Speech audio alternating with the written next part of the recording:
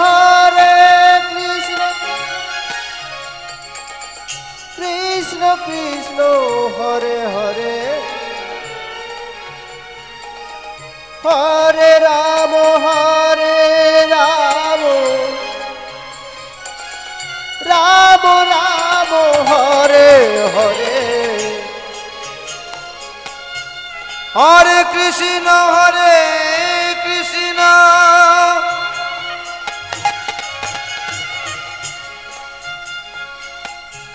Krishna Krishna Hare Hare,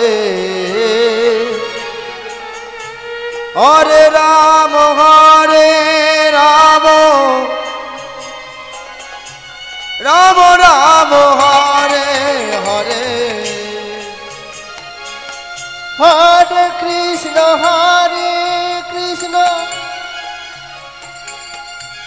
Krishna Krishna Hare Hare, Hare Rama Rama Rama Hare Hare, Hare Krishna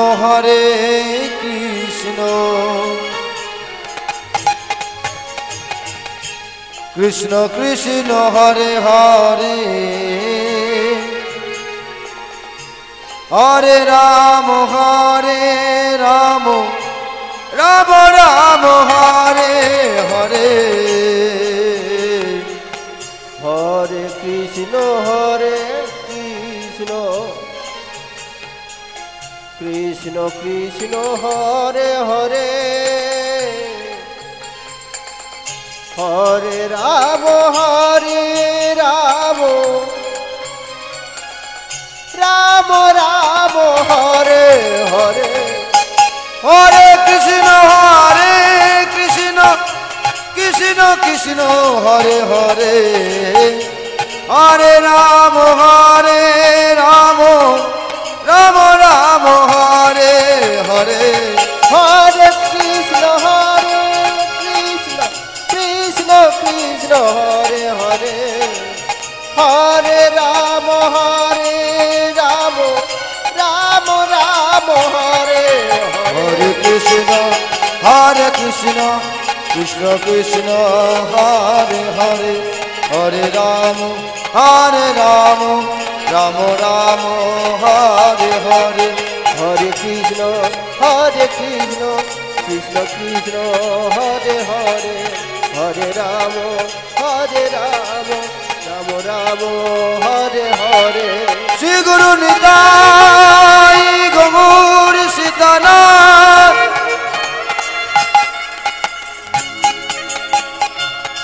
Krishna Premanande,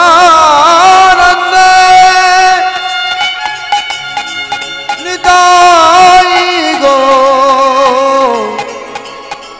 Gaur Hari Hari Bol, Hari Bol, Hari Bol.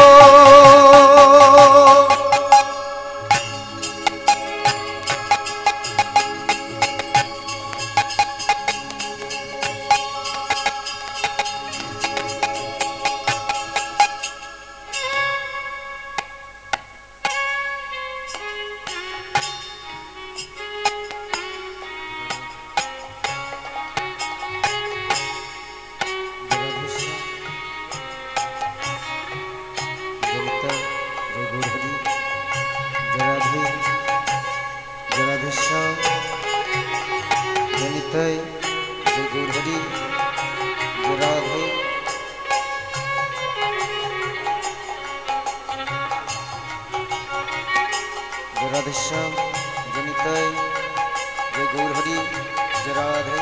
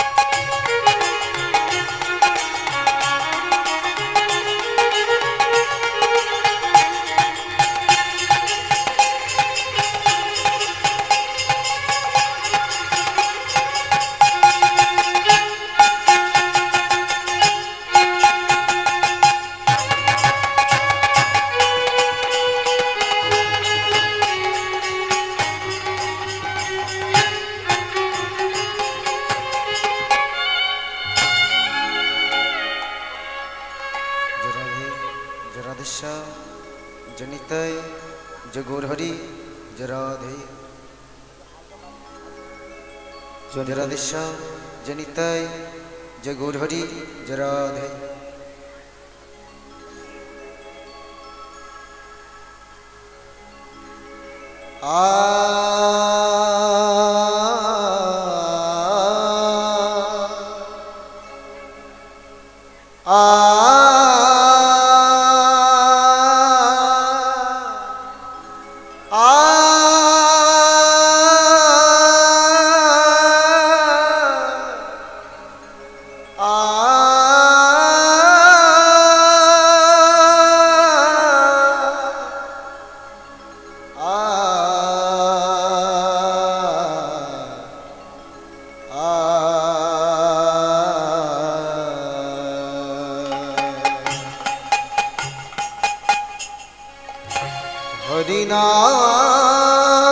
Harinarayan হরিও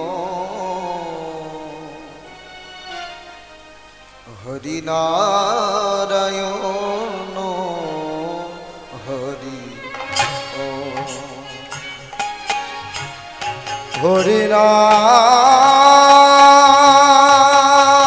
Harinarayan হরিও Hari Narayan হরিও Hari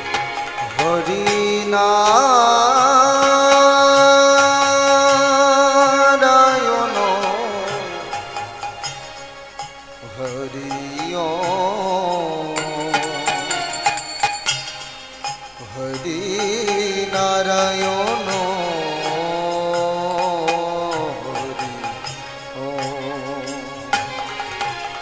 Hari Narayan হরিও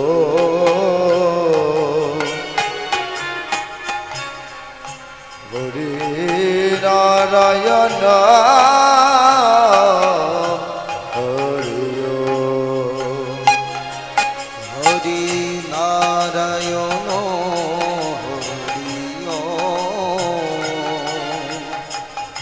Narayan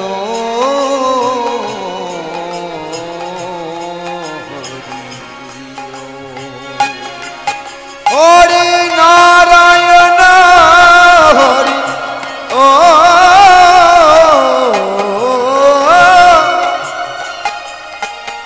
Narayan Hari ও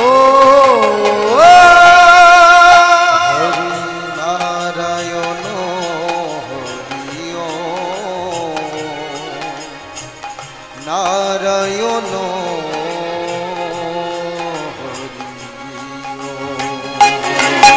হরি নারায়ণ হরি ও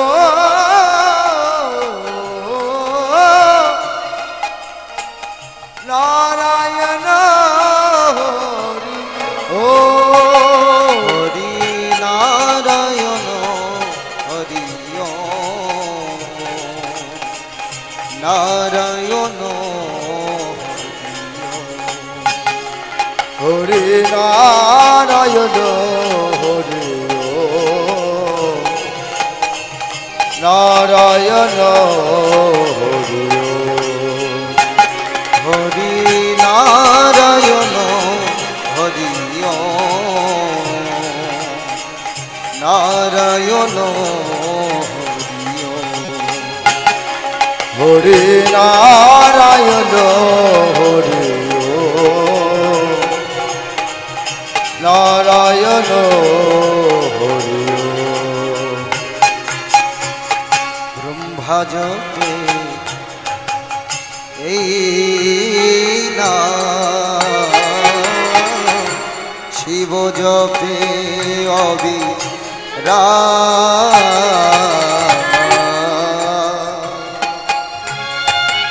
ব্রহ্মা জপে এই নাম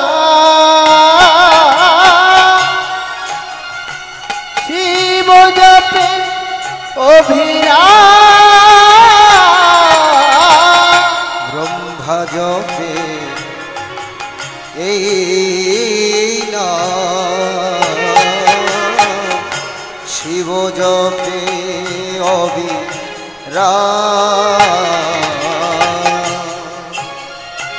ব্রহ্মা জপে এই না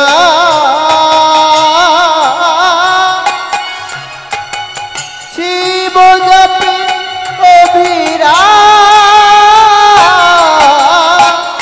জয় নিজ কান তো প্রাণটি কলে বড় হরে কৃষ্ণ হরে রাম জয় নিজ প্রান্ত প্রান্তি করে বরণ হরে কৃষ্ণ হরে রাম জয় নিজ কান তো প্রাণটি কলে বড় হরে কৃষ্ণ হরে রাম জয় নিজ প্রান্ত প্রান্তি করে বরণ হরে কৃষ্ণ হরে রাম হরি নারায়ণ হরি নারায়ণ হরি নারায়ণ হরি নারায়ণ হরি হরি নারায়ণ হরি নারায়ণ হরি নারায়ণ হরি নারায়ণ হরি হে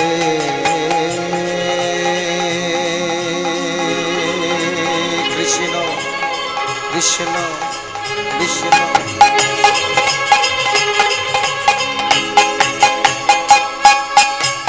করুণা সিন্ধু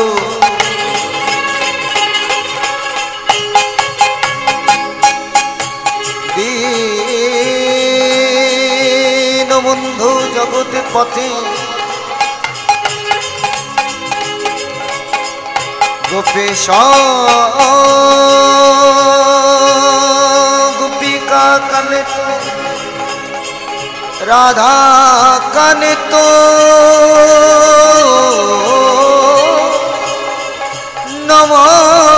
নমস্তুতে তপে তো কানিচন গৌরাঙ্গিনী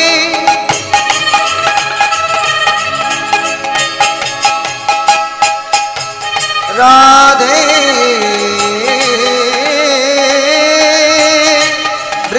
বৃন্দাবনেশ্বরী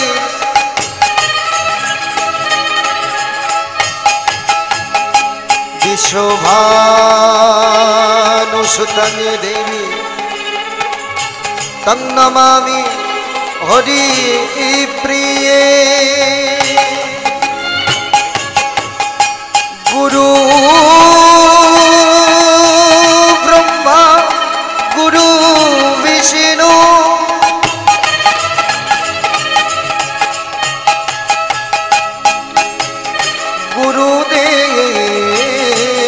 গুরুদেব মহেশ্বর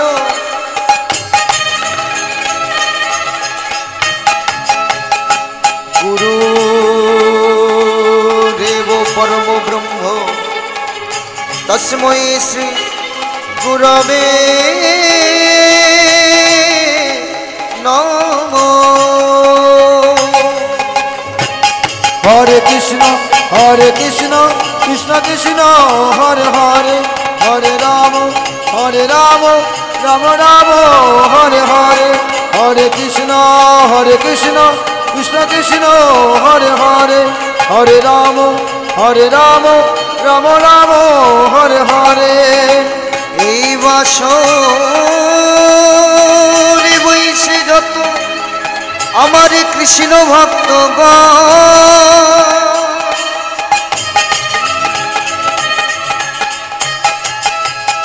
আমার প্রভুর ভক্ত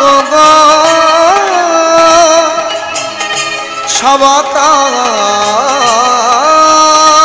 পদরেণু হোক আমার মস্তক ভূষণ।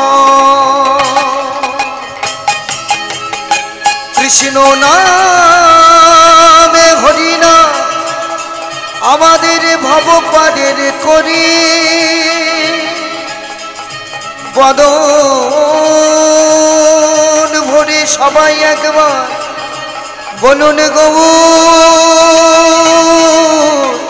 হরি নিতাই গৌর হরি। হরে কৃষ্ণ কৃষ্ণ কৃষ্ণ হরে হরে, হরে রাম রাম রাম হরে হরে, হরে কৃষ্ণ কৃষ্ণ কৃষ্ণ হরে হরে, হরে রাম রাম রাম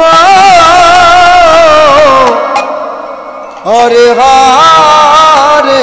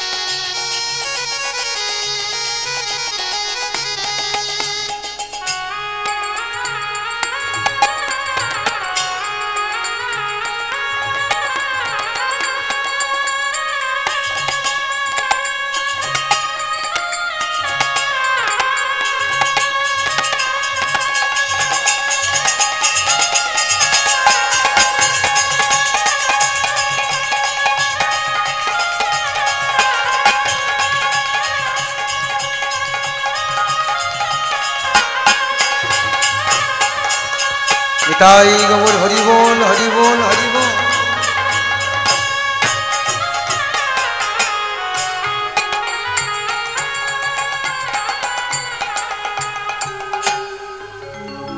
জয় রাধেশ্যাম জয় নিতাই জয় গৌর হরি জয় রাধে। জয় রাধেশ্যাম জয় নিতাই জয় গৌর হরি জয় রাধে। জয় রাধেশ্যাম জয় নিতাই জয় গৌর জয় রাধে। জয় রাধেশ্যাম জয় নিতাই জয় গৌর হরি জয় রাধে। জয় নিতাই জয় গৌর। যদি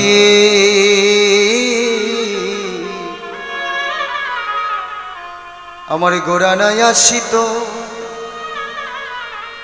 তবে কেমনে হইত, কেমনে ধরিতাম দে যদি গোড়া নয় আসিত কেমনে হইত, কেমনে ধরিতাম দে। যদি গোড়া নাই আসিত তবে কেমনে হইত, কেমনে ধরিতাম দে। যদি গোড়া নাই আসিত কেমনে হইত, কেমনে ধরিতাম দে। শ্রী রাধার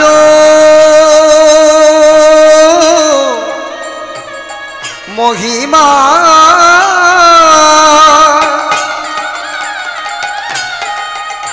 ওই না প্রেম রস সীমা, কেমন রাধার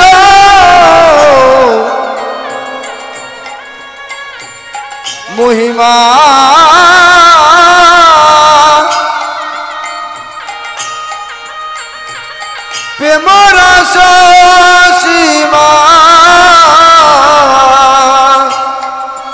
শ্রী রাধার মহিমা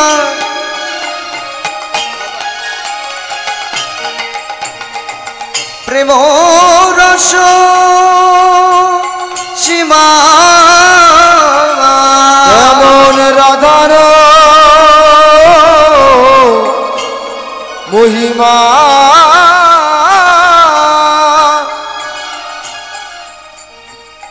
প্রেম রস সীমা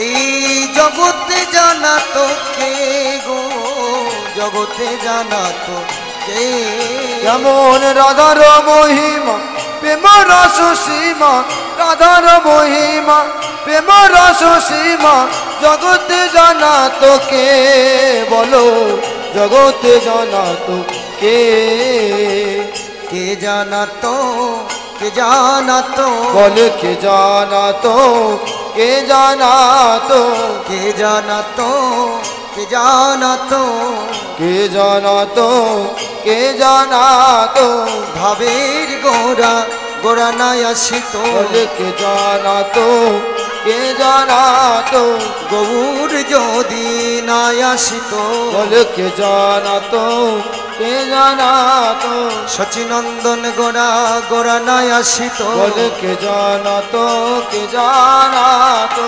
ভাবের গোরা গোরা নাই আসিত বলে কে জানা তো কে জানা তো সচিনন্দন গোরা গোরা নাই আসিত বলে কে জানা তো কে জানা তো গৌর যদি নাই আসিত বলে কে জানা তো কে জানা তো ভাবের গোরা গোরা নাই আসিত বলে কে জানা তো কে জানা তো সচিনন্দন গোরা গোরা নাই আসিত বলে কে তাই জানা গৌর তো হরি কে বল জানা তো কে জানা তো কে জানা তো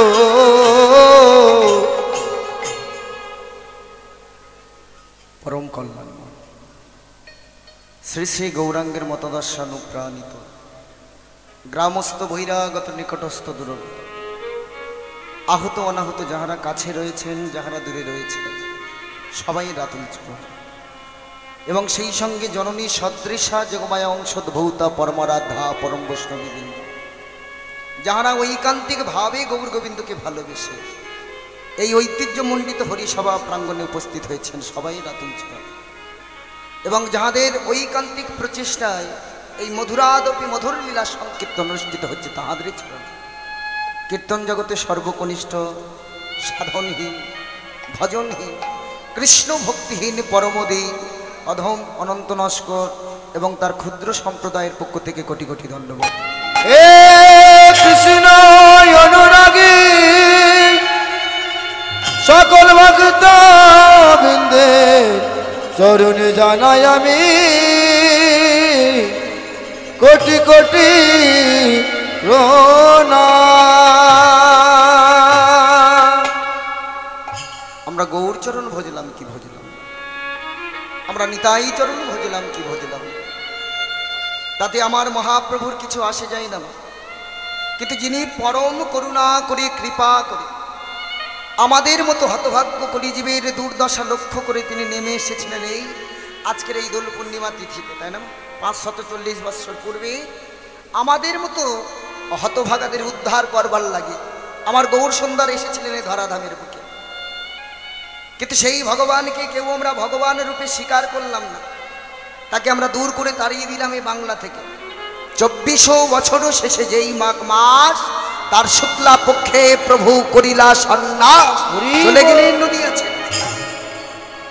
এখানে যারা তত্ত্বজ্ঞ শাস্ত্রজ্ঞ বেদজ্ঞ ভক্তগণ রয়েছে, সত্যি কি মায়েরা নদিয়া ছেড়ে আমার গৌর সুন্দর চলে গেছেন বাবা? যদি যেতেন তাহলে বৈষ্ণবেরা এই কথা কেন বললেন যে আজও লীলা করে গোরা রায়, কোনো কোনো ভাগ্যবান সেই লীলা দেখি বলে। যদি বৃন্দাবন ছেড়ে আমার কৃষ্ণ চলে গেল তাহলে আজও বৃন্দাবনে কে বাসে, আজও ধবলি কে চড়াই, আজও নিত্যলীলা কে, আজও বৃন্দাবনে বাঁশি বাজে, যার যেমন কান সে তেমনি শোনে, কিন্তু বৃন্দাবনে বাঁশি বাজে। হরি বল, এখনো বৃন্দাবনের বুকে বাঁশি বাজছে। এখনো সে বৃন্দাবনে বাঁশি বাজে বাজে রে, এখনো সেই বৃন্দাবনে বাঁশি বাজে বাজে রে, এখনো সে বৃন্দাবনে বাঁশি বাজে বাজে রে, এখনো সেই বৃন্দাবনে বাঁশি বাজে বাজে রে, বাঁশির সুরে বনে বনে, বাঁশির সুরে বনে বনে, ওই বাঁশির সুরে বনে বনে কত ময়ূর নাচে রে, এখনো সেই বৃন্দাবনে বাঁশি বাজে বাজে রে, এখনো সেই বৃন্দাবনে, এখনো সেই গাভী গুলি তারা গোচারণে উড়াই ধুলি, এখনো সেই গাভীগুলি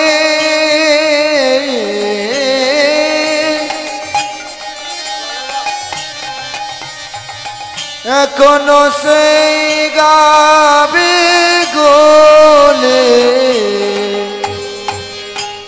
এখনো সেই গাভীগুলি বৃন্দাবনে উড়ায় ধুলি, এখনো সেই গাভী গুলি তারা গোচারণে উড়াই ধুলি, আবার সখা সামনে কোলাকুলি, সখা সামনে কোলাকুলি রাখাল রাজা রে, এখনো সেই বৃন্দাবনে বাঁশি বাজে বাজে রে, এখনো সেই বৃন্দাবনে বাঁশি বাজে বাজে রে, এখনো সেই বৃন্দাবনে। হরিবল হরিবল। আজও বৃন্দাবনের বুকে বাঁশি বাজে, যার যেমন কান সে তেমনি শোনে। সোনার নদিয়া ছেড়ে আমার গৌর সুন্দর চলে গেলেও মা শাস্ত্র মত সেই হরিনাম সেই কৃষ্ণ নাম আজও অবিরত ধারাতে এই নদিয়ার বুকে চলছে। ঘরে বসে দি পাহারা, ঘরের মালিক আমি নই, করি শুধু খবরদারি আমার ভেবে মতে। তিন অবধি কইছে শুধুই চাই চাই চাই, কেউ তো ভেবে দেখলো না রে সংসারে কৃষ্ণ নাম হরি নাম ছাড়া কিছু নাই নাই। প্রথমে কি কথা বলছি, ঘরে বসে দি পাহারা, ঘরের মালিক আমি। এই যে আমি কথাটা বলা হয়েছে, এই আমির মধ্যে দুটো আমি রয়েছে, একটা কাঁচা আমি, একটা পাকা। যে কাঁচা আমি সে সর্বদাই বলছে এ সংসারের মালিক আমি, এ জমির মালিক আমি, এ বাড়ির মালিক, সব কিছুর মালিক আমি। কিন্তু যে পাকা আমি সে কিন্তু কিছুই বলছে না এ সংসার আমার, এ জমি আমার, এ বাড়ি আমার। কিন্তু যে কাঁচা আমি সে সর্বদাই বলতে চাই এ সব কিছু আমার, সংসার আমার, জমি আমার, বাড়ি আমার, আমার আমার আমার, মরে গেলে সব সরকারি খামার। এদিকে নাড়িছ ওদিকে নড়িছ, যখন ফুরাবে জমা, চোখে আঙুল দিয়ে টানি লয়ে যাবে, নাহি পাবে সেখানে ক্ষমা। হাও না এখানে রাজা কি দেওয়ান, ধনী কি কুলীন মানি, তা বলে ঘাটেতে নাহি পাবে ক্ষমা, আপনি সমালি জানি। স্ত্রী পুত্র বন্ধু এরা আপন বুঝছ, এরা সব নিমের মতো তিতা। শেষের দিনে হাতে গলে দড়ি বেঁধে টেনে লয়ে গিয়ে এই সুন্দর মুখে জ্বালি দেবে চিতা। তাই সম্বল তুমিও যা, সম্বল আমিও তা। আমরা হলাম শ্মশান ঘাটের পোড়া কাঠের ছাই, এটাই আমাদের পরিচয়। আমরা প্রত্যেকে যদি শ্মশান ঘাটের পোড়া কাঠের ছাই হলাম, তাহলে আজকের সামান্য 4 করা জমির জন্য ভাই হয়ে ভাইয়ের বুকে, ছেলে হয়ে বাবার বুকে ছড়ি বসে এই দ্বন্দ্বটা, এই বিভেদটা আমাদের মধ্যে আজও কেন রয়ে গেল? আমি তো কীর্তন করে হোক, কীর্তন শুনে হোক, আমি তো জেনেছি এ সংসার আমার জন্য নয়, এ জমি আমার জন্য নয়, এ বাড়ি আমার জন্য নয়, কোনোটারই মালিক আমি নই। অথচ এই দ্বন্দ্বটা আজও আমাদের মধ্যে রয়ে গেল কেন? হরিবল হরিবল বাবা। আমি যদি আমাকে যদি না চিনি, আমি কে, আমি কোথা থেকে এসেছি, এটা যদি না জানি, তাহলে আমি আপনাদের জানাবো কি করে আমি কে? আমাকে চিনতে হবে, দেহের ভিতরের খবর জানতে হবে, বাইরের খবর নিয়ে আমাদের কোনো দরকার নেই। শাস্ত্রে কলম দিলেন, যাহা আছে দেহ ভাণ্ডে তাহা নাই বিশ্ব ব্রহ্মাণ্ডে। আবার বললেন, যাহা আছে বিশ্ব ব্রহ্মাণ্ডে তাহার থেকে অধিক রয়েছে মানব ভাণ্ডে। তুমি দেহের মধ্যে খোঁজো, ব্রহ্মা বিষ্ণু মহেশ্বর পাবে। তুমি দেহের বাইরে খোঁজো, অন্ধকারটুকু হাতে নিয়ে তুমি ফিরে আসো। দেহের ভিতরে খুঁজলে সব পাওয়া যায়, দেহের বাইরে খুঁজলে কিছুই নয়। দেহের ভিতরে খুঁজতে হবে, আমাকে জানতে হবে। আমাকে জানাবার জন্য, আমি কে, আমার দেহ সম্বন্ধে জানার জন্য আমার লালন ফকির একটা গান লিখেছিলেন, মা দেহ খাঁচার ভিতর অচেনা পাখি কেমনে আসে যায়। ছোট করে গাইব, কয়েকজন মাত্র রয়েছে আমরা। হরিবল হরিবল। লালন ফকির শুধু এটা গান বলা ভুল হবে, তিনি আমাদেরকে আমাদের জীবন ফিরিয়ে দিয়েছেন বাবা। আমাদের এই গানের মধ্যে আমাদের জীবনকে তুলে ধরেছে। দেহ খাঁচার ভিতর অচেনা পাখি কেমনে আসে যায়। দেহ খাঁচার ভিতর অচেনা পাখি কেমনে আসে যায়।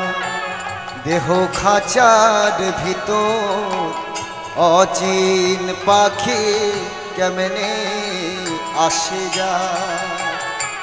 দেহ খাঁচার ভিতর অচেনা পাখি কেমনে আসে যায়। তারে ধরতে পারলে মনোবেরি, ধরতে পারলে মনোবেরি, দিতাম পাখির পাই কেমনে আসে যায়। খাঁচার ভিতর অচেনা পাখি কেমনে আসে যায়। দেহ খাঁচার ভিতর অচেনা পাখি কেমনে আসে যায়। হরিবল হরিবল মামা। আমাদের এই দেহের মধ্যে সদাই সর্বদাই আমাদের প্রাণ পাখিটা আসা যাওয়া করছে। এই প্রাণ পাখিটাই একদিন না একদিন আমাদের দেহ ছেড়ে বেরিয়ে যাবে। তবে কোন দিন যাবে, কেমন অবস্থাতে যাবে, এটা আমার আপনার জানার কথা। তবে এই প্রাণ পাখিটাই একদিন আমাদের দেহ ছেড়ে বেরিয়ে চলে যাবে। আবার কি বললেন লালন ফকির? 8 কুঠরি নয় ও মনে দরজায়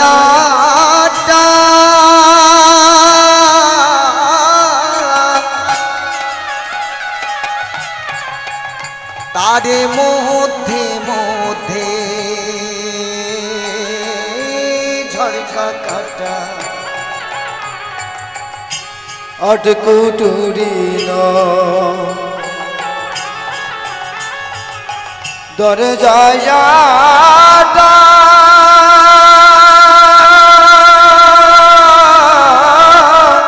নিতাই গৌর হরিবল হরিবল। তার মধ্যে মধ্যে ঝলকা কাটা। ও মন 8 কুঠরি নয় দরজায়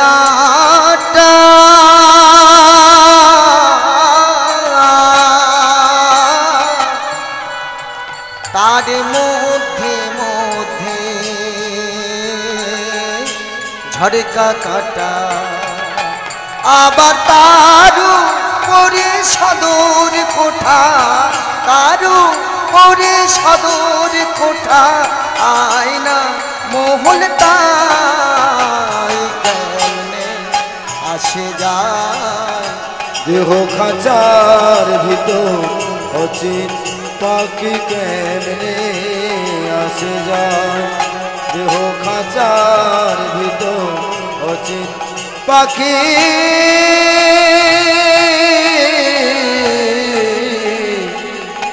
কেমনে আসে যা। হরিবল হরিবল হরিবল। লালন ফকির লিখলেন আমাদের প্রত্যেকের দেহের মধ্যে 9টা করে ছিদ্র রয়েছে।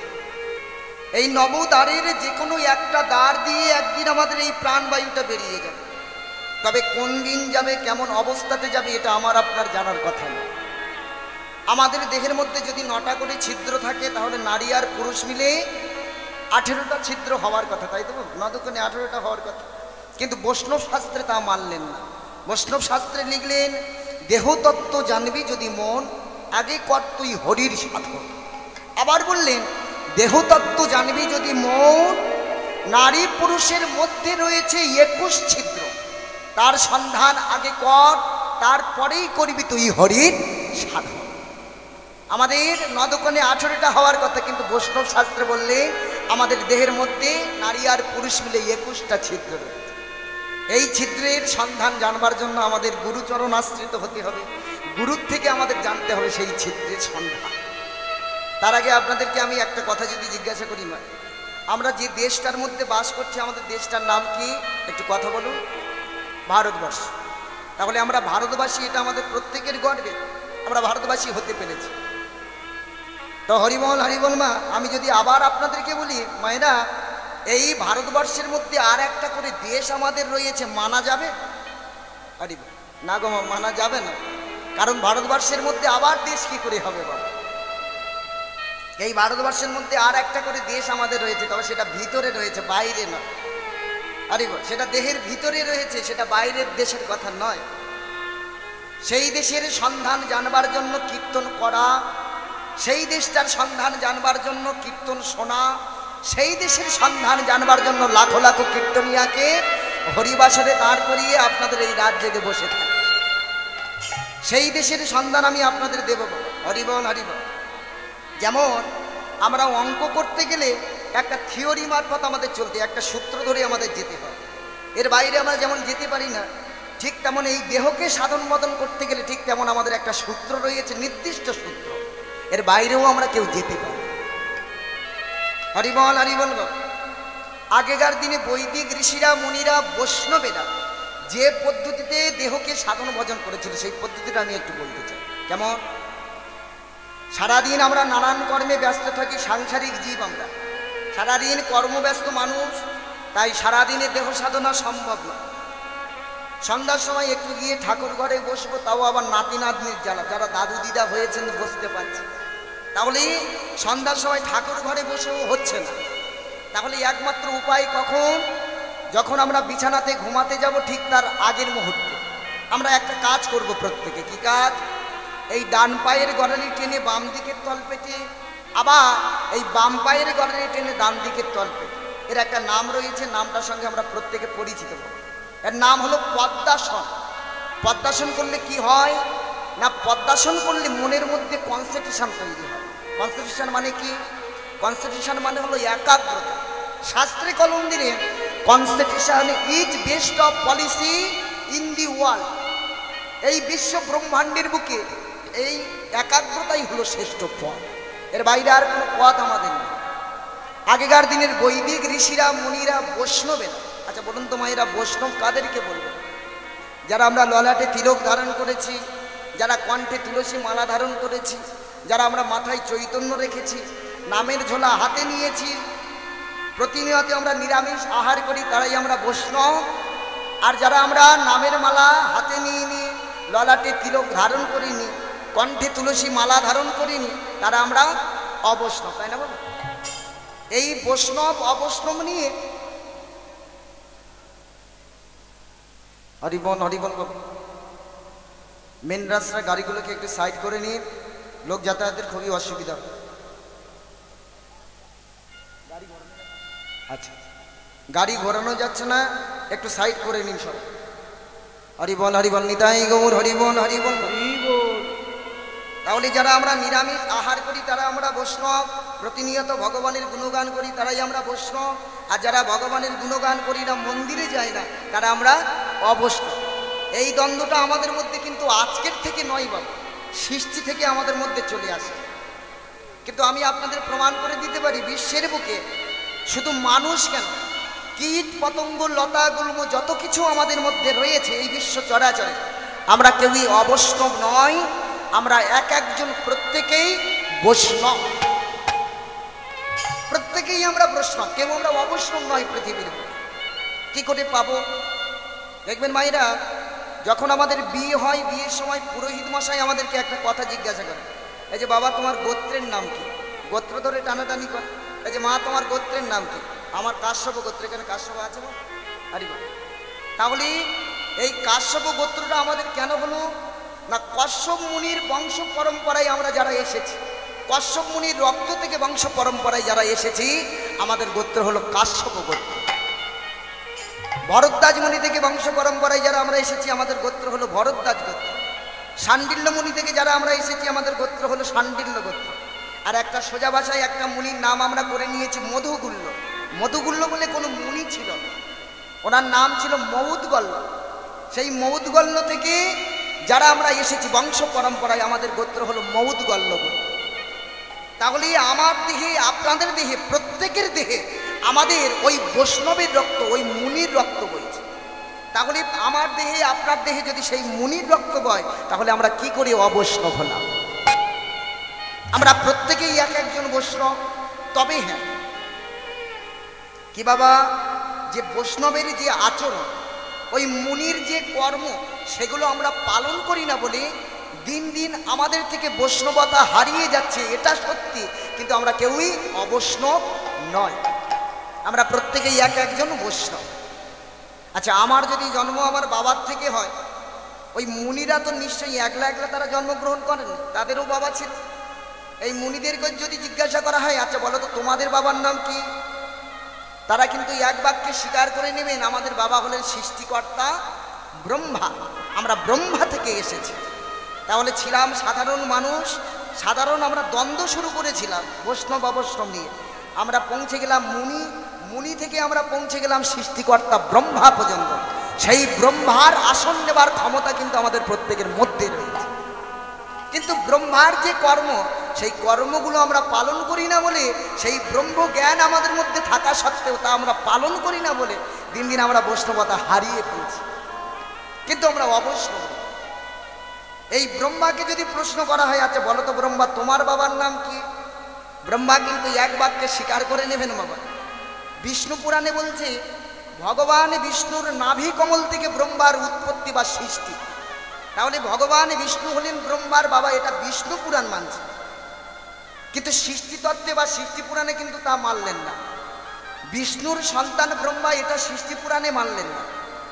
সৃষ্টিতত্ত্বে বললেন এই ব্রহ্মা, বিষ্ণু এবং মহেশ্বর, এনারা তিনজনে হলেন এক মায়ের গর্ভে তিন সন্তান। পাবো কি করে? আবার সেই লালন ফকিরের একটা গান আমি গাইব, সেই গানের মধ্যে নিজেরাই আমরা উত্তর খুঁজে নেব। হরি বল, হরি বল। ব্রহ্মা, বিষ্ণু, মহেশ্বর, এনারা তিনজনে তিন ভাই। হরি বল, হরি বল। লালন ফকির লিখলেন, চাঁদের গায়ে চাঁদ লেগেছে আমরা ভেবে করবো কি, ছোট করে গাই। হরি বল, হরি বল।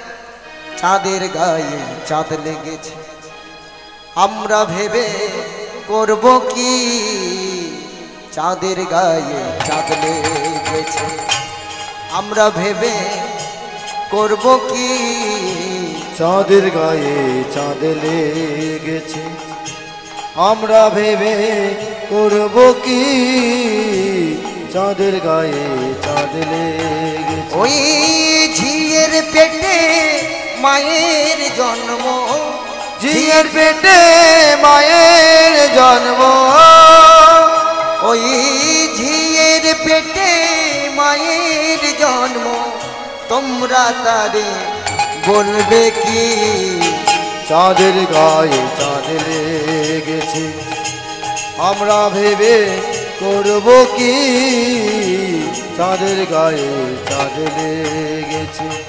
হরি বল, হরি বল বাবা। লালন ফকির লিখলেন, চাঁদের গায়ে চাঁদ লেগেছে। আমার একটা চাঁদের গায়ে যদি চাঁদ লেগে যায়, পৃথিবীর বুকে চাঁদ কটা? একটাই। তাহলে সেই চাঁদের গায়ে আবার কি করে চাঁদ লাগে? লালন ফকির পাগল হয়ে গিয়েছিলেন। তাহলে কথাগুলো লিখেছি। আরে বল বাবা, আমরা সাধারণ, কিন্তু লালন ফকির আমাদের মতো সাধারণ তিনি ছিলেন না, তিনি ছিলেন একজন অসাধারণ মানুষ।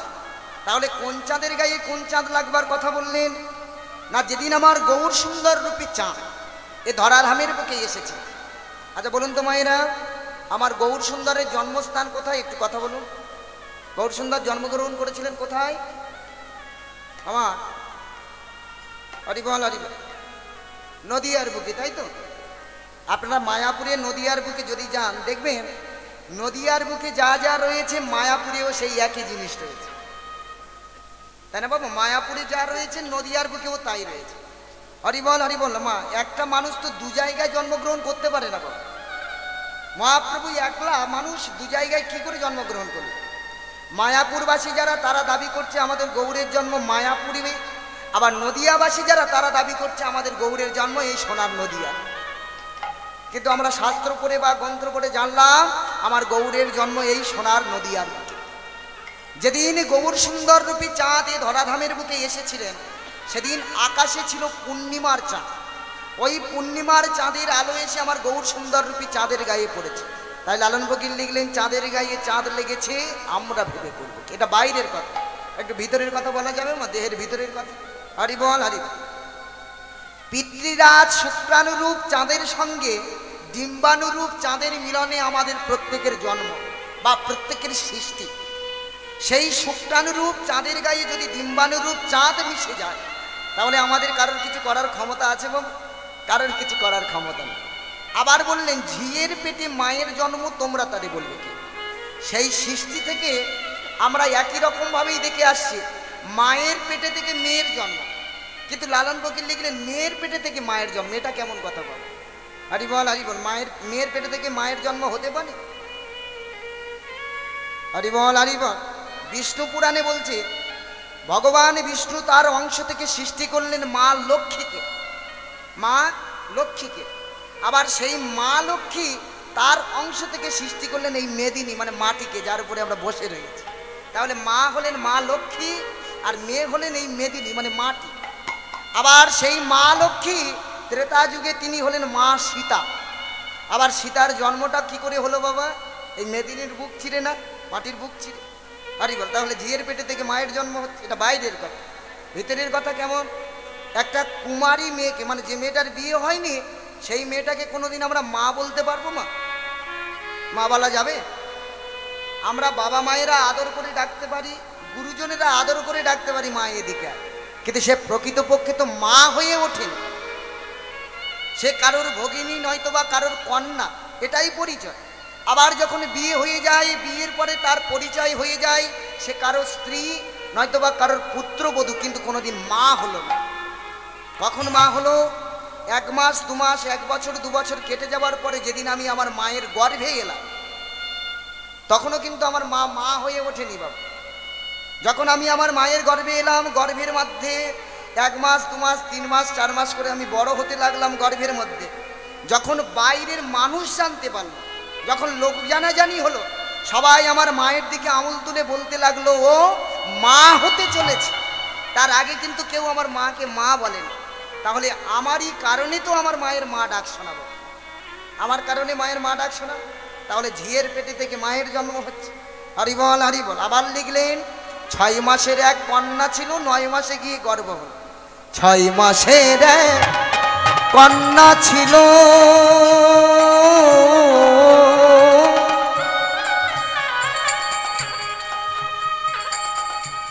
9 মাসে তার গর্ভ হলো। 6 মাসে এক কন্যা ছিল,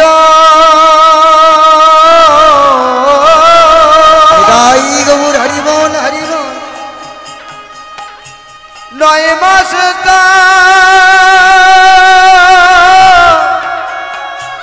গর্ভ হলো।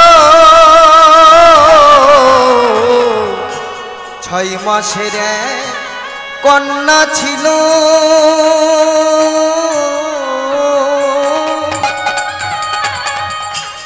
9 মাসে তার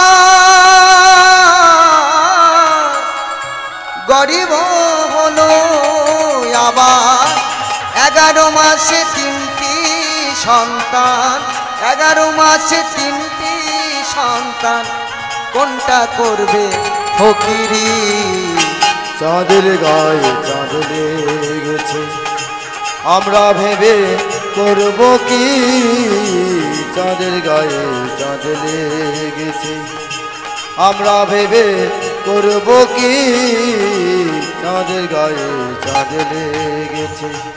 হরিবল হরিবল মা। আমার কম বেশি আমাদের প্রত্যেকের ঘরে একটা দুটো করে বাচ্চা আমরা মানুষ করছি, তাই না মা? প্রত্যেকের ঘরে একটা দুটো করে বাচ্চা কম বেশি আমরা মানুষ করছি। একটা 6 মাসে মেয়ের গর্ভে কোনোদিন বাচ্চা হতে পারে মা? তাহলে লালন ফকির নিশ্চয়ই পাগল হয়ে যাননি। যদি পাগল না হয়ে গেলেন এই কথাগুলো কি করে লিখবেন? আমি আবারও বলছি মা, আমরা হলাম সাধারণ, কিন্তু লালন ফকির আমাদের মতো তিনি সাধারণ নন। আর লালন ফকির যখন লিখেছেন নিশ্চয়ই বিচার করেই লিখেছেন। 6 মাসের এক কন্যা, তার 9 মাসে গিয়ে গর্ভ হলো, আবার একটা নয় দুটো নয় 11 মাসে গিয়ে 3টি সন্তানের জন্ম দিল। সৃষ্টিতত্ত্বে বলছে যখন এই বিশ্ব চরাচরের বুকে যখন কিছুই ছিল না, তখন ছিলেন আমার আদি নিরঞ্জন। আর সেই আদি নিরঞ্জন নীর আকার, নীর মানে জল, জলের আকার ধারণ করে একটা ঘটপত্রের মধ্যে বিরাজমান হয়ে তার অংশ থেকে সৃষ্টি করলেন একটা নারীকে, এ জগতে যাকে আমরা আদি শক্তি মাতা রূপেছি। আর সেই আদি শক্তি মাতাকে সৃষ্টি করবার পরে তাকে একবার চুম্বন করেছিলেন, আর সেই চুম্বনের ফলে মায়ের গর্ভ তৈরি হলো। আর যখন গর্ভ তৈরি হলো, গর্ভ যাতনা সইতে না পেরে, গর্ভ যাতনায় কাতর হয়ে গর্ভধারিণী মা আমার চিৎকার করে প্রভুকে স্মরণ করলেন, প্রভু ও গো প্রভু গো,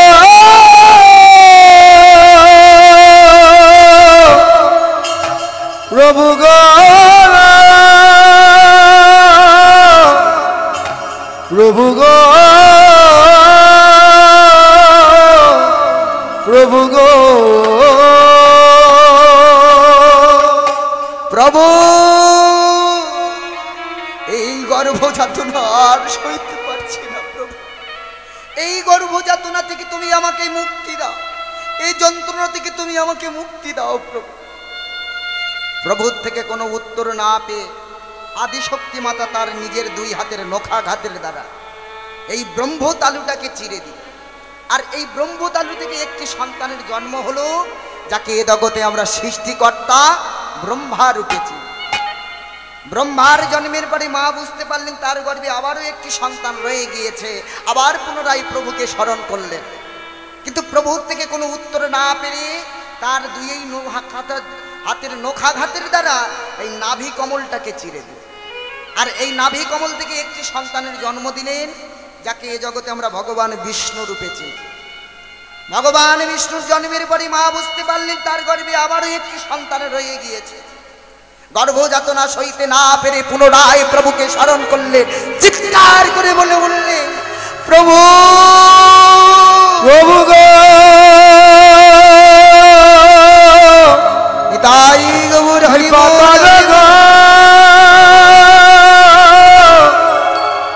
ও গো প্রভু, প্রভু গো,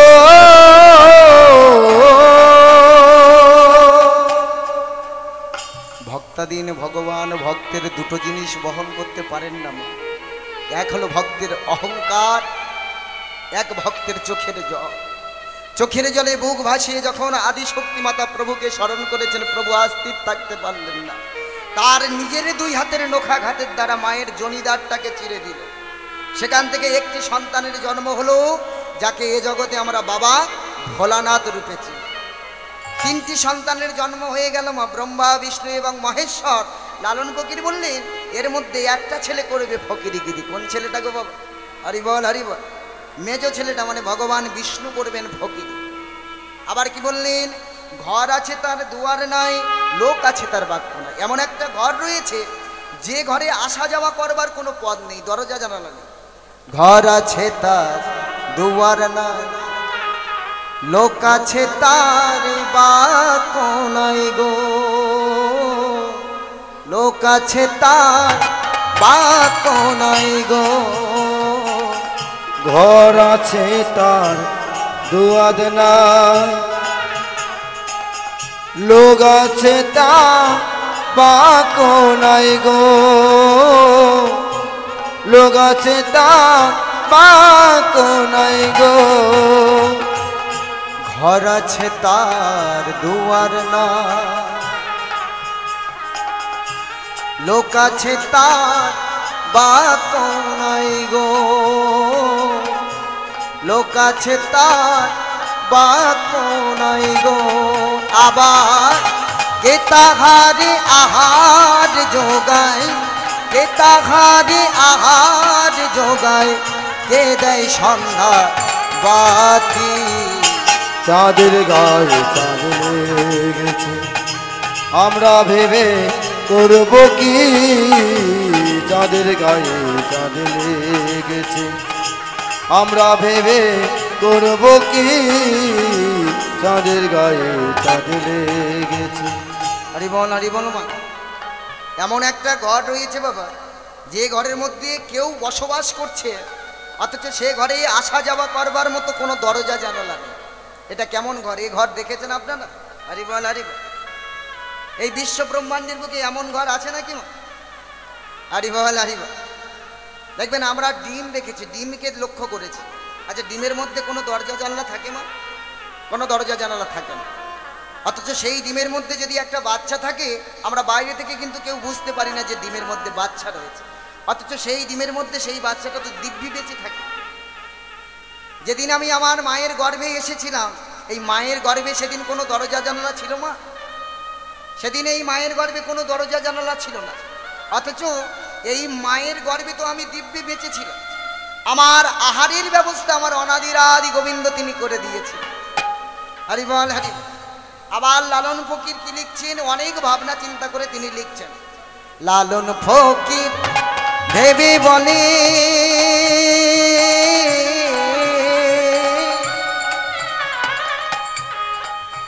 ওই মাকে ছুলে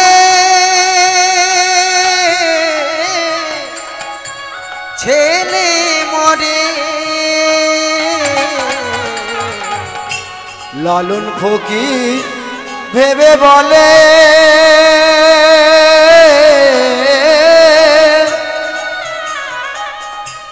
মাকে চুলে ছেলে মরে। লালন ফকির ভেবে বলে,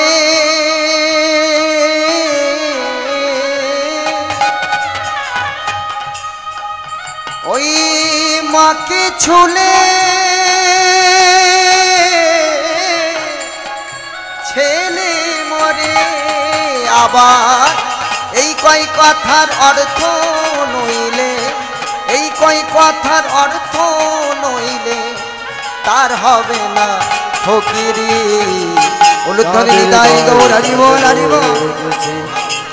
আমরা ভেবে করব কি, চাঁদের গায়ে চাঁদ লেগেছে, আমরা ভেবে করব কি, চাঁদের গায়ে চাঁদ লেগেছে। হরি বল মায়েরা। লালন ফকির অনেক ভাবনা চিন্তা করে তিনি লিখলেন, লালন ফকির ভেবে বলে, মাকে ছুলে নাকি নিজের সন্তান মারা যায়। সারাদিন আমরা যত আঘাত পাই না কেন, যত যন্ত্রণা পাই না কেন বাবা, সারাদিনের শেষে যদি একবার মায়ের কোলে মাথাটা রাখতে পারি, পৃথিবীর বুকের সব থেকে শান্তিময় স্থান হলো আমার মায়ের কোল। আর সেই মাকে ছোঁয়ার সাথে সাথে নাকি বাবা নিজের সন্তানটা মারা যায়, নিজের ছেলে মারা যায়। এটা কেমন মা ছেলে সম্পর্ক? আরে এটা বাইরের কথা নয় মা, ভিতরের কথা। শাস্ত্রসম্মতভাবে এবং বিজ্ঞানসম্মতভাবে বলছি, স্বামী স্ত্রী একবার মিলনে 60,000 করে জীব হত্যা হয়। তাহলে সারা জীবন ধরে বিচার করে দেখুন কত কোটি কোটি প্রাণকে আমরা নিজেরাই হাতে করে নষ্ট করেছি, কত কোটি কোটি প্রাণকে আমরা নিজেরাই শেষ করে দিয়েছি। লালন ফকির বললেন, এ তো নিচের ধারা নিচের দিকে নামতে চাইবে না। ঊর্ধ্ব থেকে নিম্নগামী তারে বলে কাম, আর নিম্ন থেকে ঊর্ধ্বগামী ধরে রাধা না। এটা নিচের ধারা নিচের দিকে যেতে চাইবে, কিন্তু এ ধারাকে আটকাতে শিখতে হবে। এর জন্য তো দেহ সাধনা। হরি বল। সারাদিন আমরা কর্মব্যস্ত মানুষ, সাংসারিক জীব, সারাদিনে হলো না দেহ সাধনা, সন্ধ্যার সময় গিয়ে ঠাকুর ঘরে বসবো তাও হলো না। তাহলে আমাদের একমাত্র উপায় হলো রাত্রেবেলা যখন আমরা বিছানাতে ঘুমাতে যাব ঠিক তার আগের মুহূর্তে আমরা কি করব, এই ডান পায়ের গড়ালি টেনে বাম দিকের তলপেটে, আবার এই বাম পায়ের গড়ালি টেনে ডান দিকের তলপেটে, এই পদ্মাসন অবস্থায় থাকবার পরে হাত দুটোকে দুটো হাঁটুর উপরে রাখবেন। এমন করে রাখবার পরে আমাদের যে যার গুরু যে মন্ত্র আমাদেরকে দান করেছে সেই মন্ত্রকে নিয়ে চোখটাকে বন্ধ করে নিয়ে, কিন্তু চোখের দৃষ্টিকে নয়, চোখ বন্ধ করে নিয়ে চোখের দৃষ্টিটাকে টানতে টানতে এই নাকের ডগার উপরে আনে, নাকের ডগার উপরে রেখে ওই গুরু মন্ত্রকে অবিরত ধারাতে জপ করবে। কারোর একদিনে হয়ে যায়, আবার কারোর সারা জীবন ধরেও হয় না। যার যেমন ভাব তার তেমন। এই চোখের দৃষ্টি টানতে টানতে এই নাকের ডগার উপরে রেখে এখানে বসে গুরু মন্ত্র জপ করতে হবে। জপ করতে করতে জপ করতে করতে যখন বুঝতে পারবেন যে সাধনায় ঊর্ধ্বগামী হতে চলেছে, তখন এই ধীরে ধীরে এই নামকে তুলতে হবে। এই যে দুটো ভুরু রয়েছে, দুটো ভুরুর মাঝখানে একটা এর জায়গাটার নাম রয়েছে, এর নাম হলো আজ্ঞা চক্র। যারা দেহ সাধনা করেন বাবা লক্ষ্য করে দেখবেন, আমাদের দেহের মধ্যে একটা নয় দুটো নয় ছটা ছটা চক্র আমাদের। পায়খানার দ্বারের আড়াই অঙ্গুলি উপরে রয়েছে মূলাধার, আমাদের লিঙ্গের উপরে রয়েছে স্বাধিষ্ঠান, নাভি কমলে রয়েছে মণিপুর, বক্ষস্থলে রয়েছে অনাহত, কণ্ঠস্থলে রয়েছে বিশুদ্ধ, আর এই দুই ভুরুর মাঝখানে রয়েছে আজ্ঞা চক্র।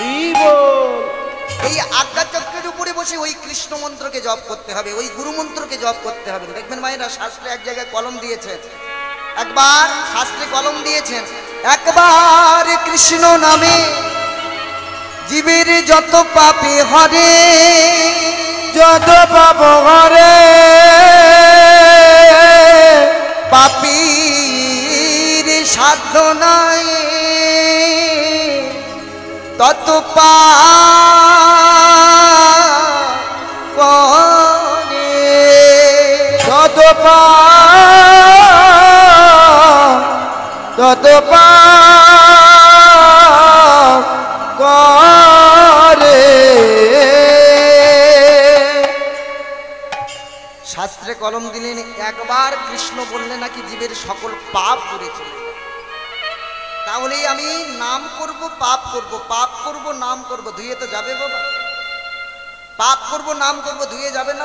শাস্ত্রে যে বলেছেন একবার কৃষ্ণ বললে আমাদের সকল পাপ দূরে চলে যাবে, শাস্ত্রের কথা কখনো মিথ্যা নয় মা।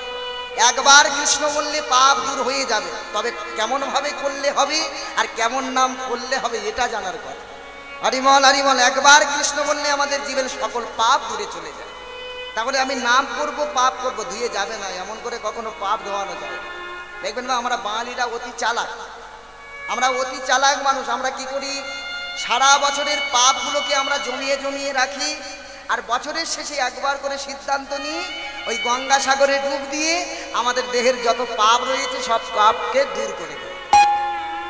গঙ্গায় ডুব দিলে নাকি জীবের সকল পাপ দূরে চলে যায়, গঙ্গাতে ডুব দেব আর সকল পাপ দূর করে আসবো। হরিবল হরিবল মা। এমন করে কোনোদিন পাপ ধোয়ানো যায়? পাপ করব আমি রাশি রাশি, ভুগবে আমার মা মাসি, এটা হতে পারে? আমি পাপ করলে সেই পাপের শাস্তি আমাকে বহন করতে হবে, ওই মা গঙ্গা কোনোদিন আমার পাপকে নেবে না। তবে হ্যাঁ, শাস্ত্রের কথা, ওই গঙ্গাতে ডুব দিলে আমাদের জীবের সকল পাপ দূরে চলে যায়। তবে তো জানতে হবে কোন গঙ্গাতে ডুব দিলে পাপ দূর হয়, এটা জানার কথা। ওই গঙ্গার জলে নয়, ভালো করে বিচার করে নেয়। বিচার কিন্তু আপনাদের হাতে পাবে কি না। একবার কৃষ্ণ বললে জীবের সকল পাপ দূরে চলে যায়, ওই গঙ্গার বুকে ডুব দিলে আমাদের জীবের সকল পাপ দূরে চলে যায়, এটা সত্যি। তবে মা গঙ্গার নিজের ছেলের নাম কি? মা গঙ্গার ছেলে না, দেবব্রত ভীষ্ম। তাহলে মা গঙ্গার নিজের পেটের সন্তান দেবব্রত ভীষ্ম। ভালো করে বিচার করো, সেই দেবব্রত ভীষ্মের পাপ কিন্তু মা গঙ্গা ধোয়াতে পারে, জানে বাবা? যদি ধোয়াতে পারত তাহলে ওই কুরুক্ষেত্রের মাঠে তাকে আর তীরবিদ্ধ হয়ে পড়ে থাকতে হতো। তাহলে যে মা নিজের ছেলের পাপ ধোয়াতে পারলো না, সে মা কি করে আমাদের এই জগৎবাসী পাপ ধোয়াবার সিদ্ধান্ত নিল। আরে নিজের ছেলের যে মা পাপ ধোয়াতে পারলো না, সেই মা আমাদের জগৎবাসীর পাপকে বহন করবে? কোনোদিন হতে পারে না।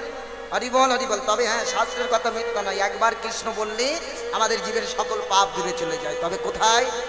এই আজ্ঞাচক্রের উপরে বসে কৃষ্ণ নাম করতে করতে, এই আজ্ঞাচক্রের উপরে বসে হরি নাম করতে করতে যেদিন একবার কৃষ্ণ বলবার সাথে সাথে অবিরত ধারাতে নয়ন বাড়ি বরিশিত হয়, যেদিন হা কৃষ্ণ বলবার সাথে সাথে এই দু নয়নে আর জল ধরে রাখতে পারবেন না, এই নয়ন ধারাকে আর আটকাতে পারবেন না, এই নয়ন গঙ্গার জলে ডুব দিতে যেদিন পারবে, সেদিন একবার কৃষ্ণ বলবার সাথে সাথে ওই কৃষ্ণ নামের গুণে আমাদের দেহের মধ্যে যত পাপ রয়েছে সকল পাপ সেদিন দূরে চলে যায়। নিতাই গৌর হরি বল। ওই গঙ্গার জলে নয়, এই নয়ন গঙ্গার জলে ডুব দিতে হবে। আপনারা নবদ্বীপ বৃন্দাবনে গিয়েছেন মা? আচ্ছা, ভগবানকে দেখেছেন? হ্যাঁ, আচ্ছা। তাহলে টাকা খরচ করে আমাদের যাওয়ার সারবস্তু কি হলো? না, ভগবানকে নয়, ভগবানের মূর্তিকে দর্শন করে আমাদের চলে আসতে হয়। টাকা খরচ করার সারবস্তু এটা, এটা কোনোদিন ভগবান দর্শন হতে পারে না। আর এই বস্তুটা এত সোজাও নয়। ভগবান দর্শন, আমার টাকা রয়েছে, আমি বৃন্দাবনে চলে গেলাম, ভগবানকে দেখে চলে এলাম, এটা কোনোদিন ভগবান দর্শন হতে পারে না। ভগবানের মূর্তিকে দর্শন করা, ভগবানকে নয়। তাহলে ভগবানকে দর্শন, এই কথাটা যখন আছে মা, তাহলে নিশ্চয়ই এই কথাটার গুরুত্ব রয়েছে। তাহলে ভগবান দর্শন বলতে কি? এই আজ্ঞাচক্রের উপরে বসে কৃষ্ণ নাম করতে করতে, ওই গুরুমন্ত্রকে জপ করতে করতে যেদিন এই নয়ন ধারাকে আর আটকাতে পারবেন না, ধরে রাখতে পারবেন না, সেদিন এই আজ্ঞাচক্রের উপরে একটা আগুনের গোলা তৈরি হবে। আর যেদিন আগুনের গোলাটা তৈরি হয়ে যাবে, সেদিন আপনি যে ভগবানকে ভালোবাসেন সেই ভগবানের প্রতিচ্ছবিটা যেদিন এই আজ্ঞাচক্রের উপরে ভেসে উঠবে, সেদিন যে দেবদেবীর প্রতিচ্ছবিটা যদি এই আজ্ঞাচক্রের উপরে ফোটাতে পারেন, সেটাই হলো ভগবান দর্শন, সেটাই হলো ভগবান ভক্তি, সেটাই হলো ভগবান প্রেম। দেহের মধ্যে থেকে ভগবানকে পাওয়া, এটা ভগবানকে দেখা, কিন্তু ভগবানকে পাওয়া নয়। এটা হলো ভগবানের সঙ্গে সাক্ষাৎ করা, কিন্তু ভগবানকে পাওয়া নয় বাবা। দেখা আর পাওয়ার মধ্যে অনেক তফাৎ রয়েছে। তাহলে আমাদের মূল লক্ষ্য কিন্তু সেই দেশটার সন্ধানে যাওয়া, যে দেশের সন্ধান জানবার জন্য কীর্তন করা, যে দেশটার সন্ধান জানবার জন্য কীর্তন শোনা। সেই দেশটা কোথায়? হরিবল হরিবল। ওমা, বৈষ্ণবেরা চৈতন্য কোন দিকে রাখে? সামনের দিকে তো, পিছন দিকে? আমাদের দিকে সব সামনের দিকে রাখে। তাহলে ওটা ভুল ডাকে নাকি? আচ্ছা, হরিবল হরিবল মা। তাহলে বৈষ্ণবেরা যেখানে চৈতন্য রাখে আমাদের পিছন দিকে, এটা শুধুমাত্র স্টাইল মারবার জন্য বা কোয়ালিটি দেখাবার জন্য নয়। ওই বৈষ্ণবেরা যেখানে চৈতন্য রাখে ওটা হলো আমাদের চেতনার শক্তির দেশ।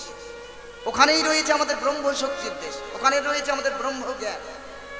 তো এই কৃষ্ণ নামকে যেদিন এই পরম ব্রহ্মের দেশে, এই ব্রহ্ম বস্তুতে যেদিন মিশিয়ে দিতে পারবেন, এই পরম ব্রহ্মের দেশে যদি এই কৃষ্ণ নামকে তুলতে তুলতে যেদিন এই পরম ব্রহ্মের দেশে মিশিয়ে দিতে পারবেন, সেদিন এখানে যারা আমাদের আপনজন রয়েছে, আমার বাবা, আমার মা, আমার ভাই, আমার বোন বলে যাদেরকে নিয়ে আপন করে রেখেছিলাম, সেদিন এখানকার আপনজনের কথা আপনি ভুলে যাবেন, ভুলে যেতে বাধ্য হবেন।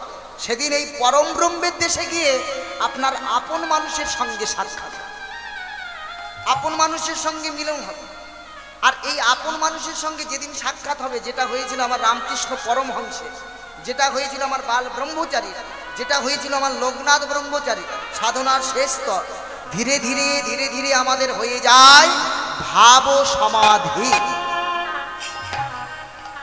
এটা হলো দেহের ভিতরের ভগবানকে পাওয়া। আমার দেহের বাইরেও ভগবান আমাদের রয়েছে, রক্ত মাংসের ভগবান। দেখেছেন রক্ত মাংসের ভগবান? হরিবল হরিবল। রক্ত মাংসের ভগবানকে দেখেন, দেখবেন আজকের চারিদিকে, শুধু আমাদের এখানে বলা ভুল হবে, পৃথিবীর আপনি যে প্রান্তে যাবেন সে প্রান্তে লক্ষ্য করে দেখবেন আমাদের রক্ত মাংসের ভগবান হাহাকার করে দু চোখের জল ফেলছে, হাহাকার করে তারা কাঁদছে। রক্ত মাংসের ভগবান শাস্ত্রে কলম দিলেন, শাস্ত্রে কলম দিলেন, পিতা সরি গো পিতা ধর্ম, পিতা ধর্ম, পিতা ঘি পরম তপ, পরমনুতাপ তোরে প্রতিমাপন্ন পিয়ন্তে সর্বদেব স্বর্গ দেবতা স্বর্গ দেবতা পিতা স্বর্গ। এই ধরাধামের বুকে যদি স্বর্গ বলে যদি কিছু থেকে থাকে, সেই স্বর্গ তোমার ঘরে বসানো রয়েছে। তোমার বাবা, বাবার থেকে বড় স্বর্গ তুমি খুঁজতে যেও না। পিতা ধর্ম, ধর্ম বলতে কোন ধর্মের কথা বাবা আমরা বুঝবো? এই যে হিন্দু ধর্ম, মুসলিম ধর্ম, খ্রিস্টান ধর্ম, বৌদ্ধ ধর্ম, যে ধর্ম নিয়ে আমরা বড়াই করছি, যে ধর্ম নিয়ে প্রতিনিয়ত আমরা দ্বন্দ্ব করছি, এই ধর্মের কথা, এই ধর্মের কথা আমার ভগবান কোনোদিনও বলেননি। এই ধর্মের কথা আমার ভগবান কোনোদিনও বলেননি, বা কোনো শাস্ত্রে বলেননি। এই ধর্মের কথা তিনি বলতে চাননি। কোন ধর্মের কথা? তুমি তোমার বাবার চরণ সেবা করো, সেটাই হলো তোমার পরম ধর্ম। তোমার বাবার চরণ ধরে পড়ে থাকো, সেটাই হলো তোমার পরম ধর্ম। বাবার থেকে বড় ধর্ম হতে পারে না। পিতা হি পরমন্তপ পিতরি প্রীতিমাপন্নে পিয়ন্তে সর্বদেবতা। এই জগৎ সংসারের বুকে দেবদেবী বলে যদি কিছু থেকে থাকে, যদি মনে হয় তোমার দেবদেবী বলে কিছু রয়েছে, সেই দেবদেবীকে প্রণাম করবার আগে তোমার বাবাকে তুমি প্রণাম করো। এটা আমার বানানো কথা নয়, মা, শাস্ত্রের কথা। যদি দেবদেবী বলে যদি কিছু থেকে থাকে, সেই দেবদেবীকে প্রণাম করবার আগে তুমি তোমার বাবাকে প্রণাম করো। কিন্তু এখন তো আমরা প্রণাম করাটাই তো ভুলে গেছি। বাবার চরণে যে প্রণাম করতে হয় এটা তো আমরা ভুলে গিয়েছি, মা। কিন্তু দেখবেন বাবার চরণটা তো আমরা কোনোদিনও ছুঁয়ে দেখলাম না। বাবার চরণে কি রয়েছে, কত কষ্ট করে সারা জীবন ধরে আমাদের জন্য সারা জীবন সংসারে খেটে গেল, সেই মানুষটার চরণটা আমি কোনোদিনও ছুঁয়ে দেখলাম না। আর আমরা কি করলাম? এতটাই কুলাঙ্গার আমরা, শ্বশুর যদি বীজ বপন করতে করতে যদি রাস্তা দিয়ে ওই নোংরা অবস্থাতেও আসে, যদি রাস্তা দিয়ে যেতে যেতে আমাদের সঙ্গে দেখা হয়ে যায় না বাবা, ওই লোক দেখানি বলে কিন্তু বাবাকে প্রণাম নয়, শ্বশুরকে প্রণাম করব। যে মানুষটা আমাকে পৃথিবীর আনার মালিক, তাকে প্রণাম নয়, আমি শ্বশুরকে করব। এরকম কুলাঙ্গার মাল যদি একটা দুটো করে থাকে আমাদের গ্রামে, দেখবেন খুব তাড়াতাড়ি গ্রাম তো যাবে, তার সঙ্গে সঙ্গে দেশকেও নিয়ে শেষ করবে। হরি বল হরি, পাতি ছাঁচর এগুলো। এরকম মাল যদি একটা দুটো করে যদি গ্রামের মধ্যে থাকে না বাবা, হরি বল হরি। দেখবেন রাস্তা দিয়ে যাবার সময় একটা মন্দিরকে আমরা দেখতে পেয়েছি। মন্দির দেখতে পেয়েছি বলে প্রণাম করতে হবে বাবা? কোনো শাস্ত্রে পেয়েছে মন্দির থাকলে প্রণাম করতে হবে? কিন্তু আমরা লোক দেখানি বলে প্রণামটা আমাদের সারতে হবে। বাড়িতে আত্মীয় স্বজন রয়েছে, সাইকেল চালিয়ে যাব, বাজারের ব্যাগ আমার সাইকেল, আমি বাজারে নিয়ে গেলে তবেই রান্না চালছে। তাই আমরা কি করলাম, সময় তো আমাদের খুব অভাব, তাই সাইকেল থেকে নামবার সময় নেই, এক হাতে সাইকেল ধরে আর এক হাতে ঠেকিয়ে ছেড়ে দিল। এটা শর্টকাট পদ্ধতি, ঠেকিয়ে ছেড়ে দিলে। এ প্রণামের প্রয়োজন ছিল না বাবা। ভগবান বলেননি আমার মন্দির থাকলে তুমি প্রণাম করো, কোনোদিনও তিনি বলেন আমার হাতে সময় নেই, প্রণাম করবার প্রয়োজন নেই। যখন আমার হাতে সময় বের করতে পারবো ভগবানের দুয়ারে, ভগবানের সম্মুখে দাঁড়িয়ে, তখনই আমি প্রণাম করবো, তার আগে নয়। এটা লোক দেখানি প্রণাম। আবার শাস্ত্রে লিখলেন, জননী জন্মভূমিষ্ঠ স্বর্গাদপি গড়ীয় সীমা, গড়ীয় সীমা, জননী জন্মভূমিষ্ঠ স্বর্গাদপি গড়ীয় সীমা, গড়ীয় সীমা, জননী জন্মভূমিশ্চ স্বর্গাদপি গড়ীয় সীমা, গড়ীয় সীমা, গড়ীয় সীমা।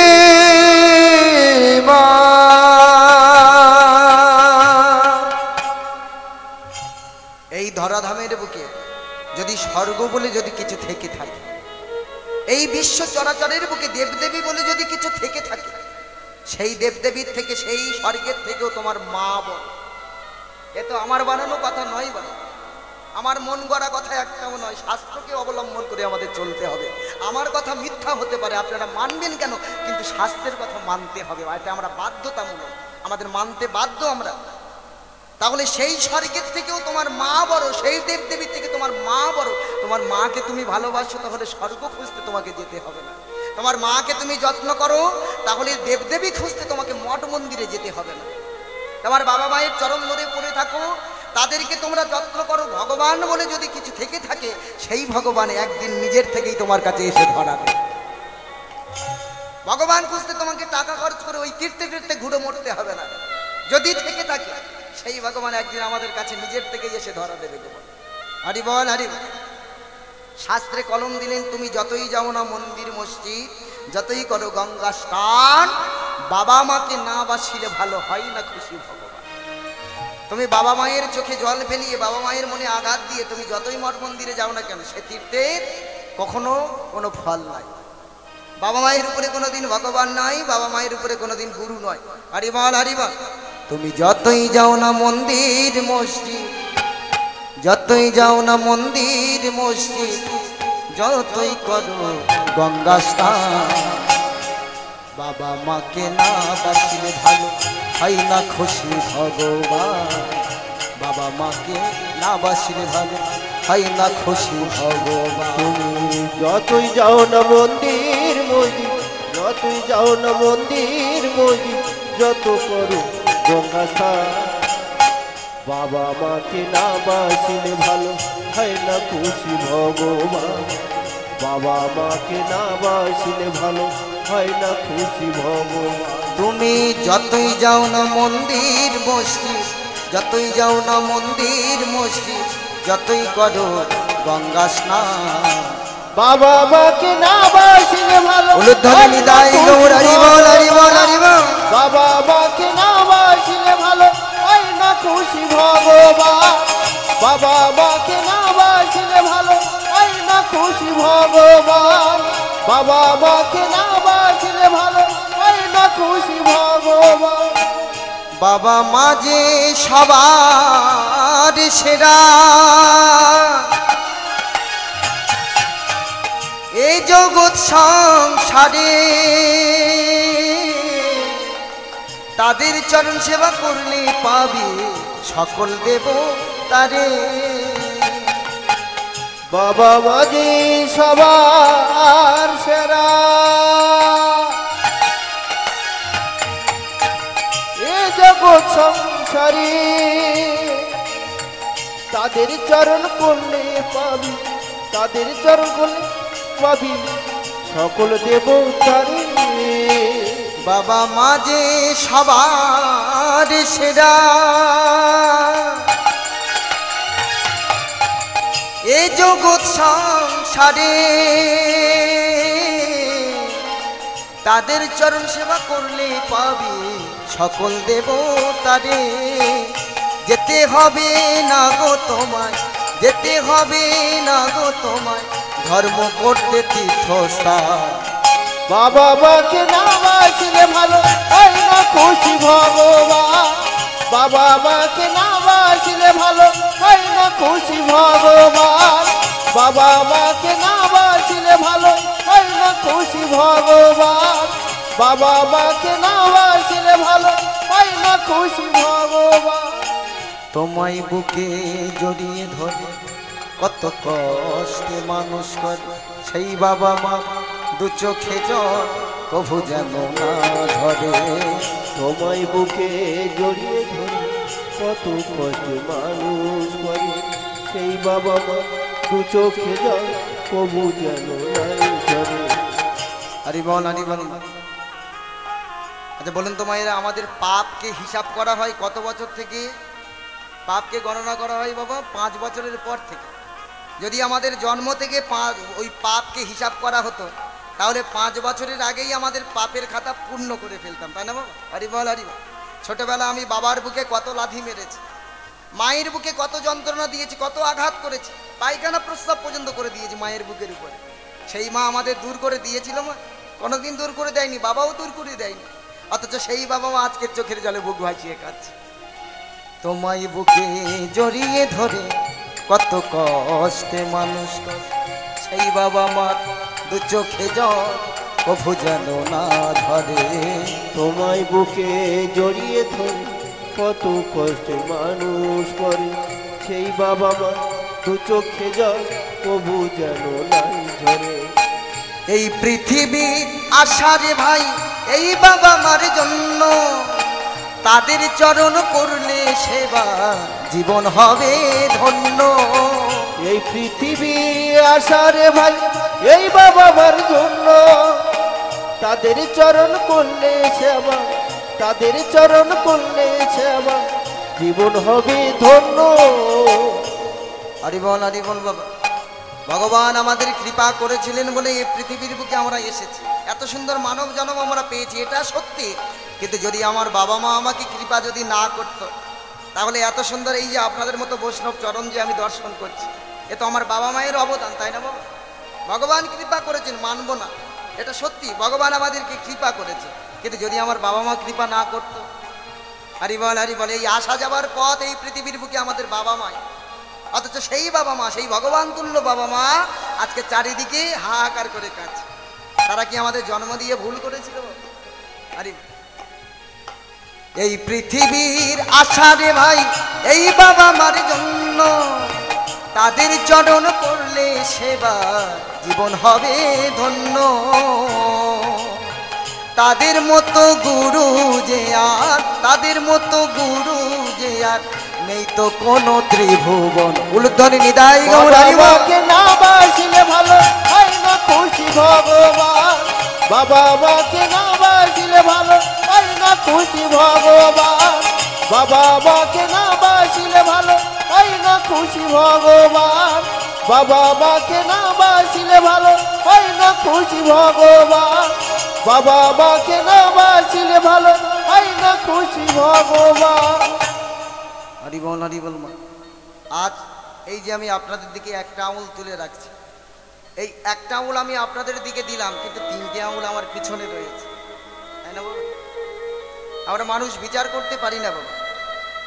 একটা আঙুল আমি যদি আপনাদের দিকে তুলে রাখি, তিনটে আঙুল আমার পিছনে রয়েছে।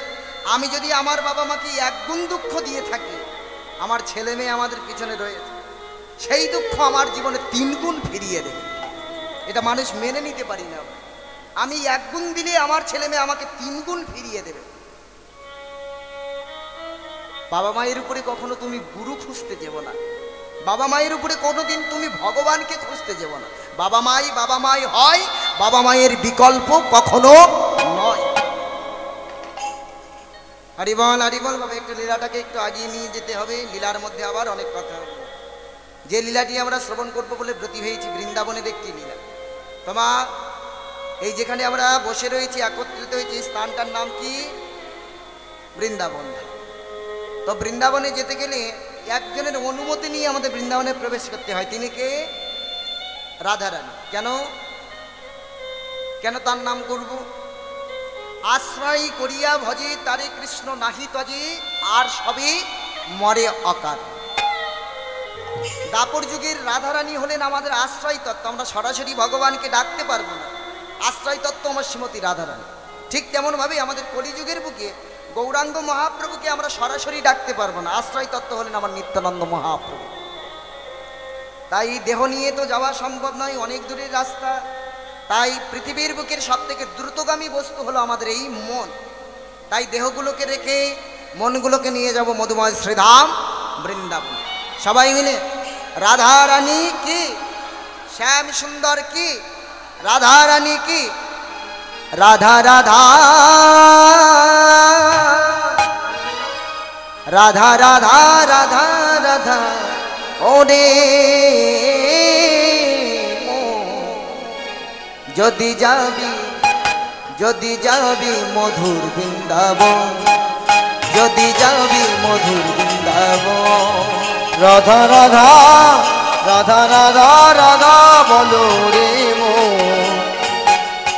যদি যাবি মধুর বৃন্দাবন, যদি যাবি মধুর বৃন্দাবন।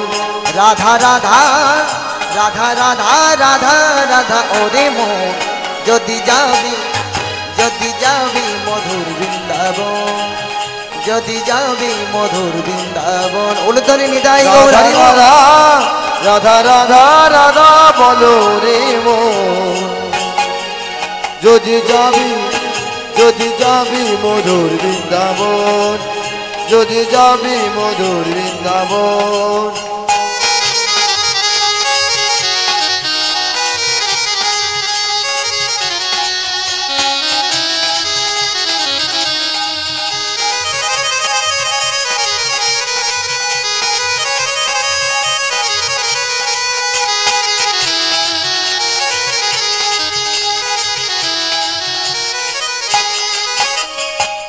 রাধা নামের দুই অক্ষরে না জানি কত সুধা ঝর।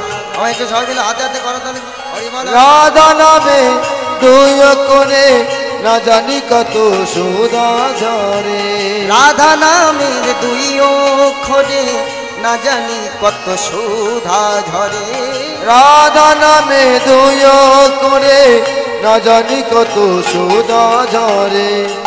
রাধা রাধা রাধা রাধা রাধা রাধা ওরে মন, যদি যাবি মধুর বৃন্দাবন, যদি যাবি মধুর বৃন্দাবন।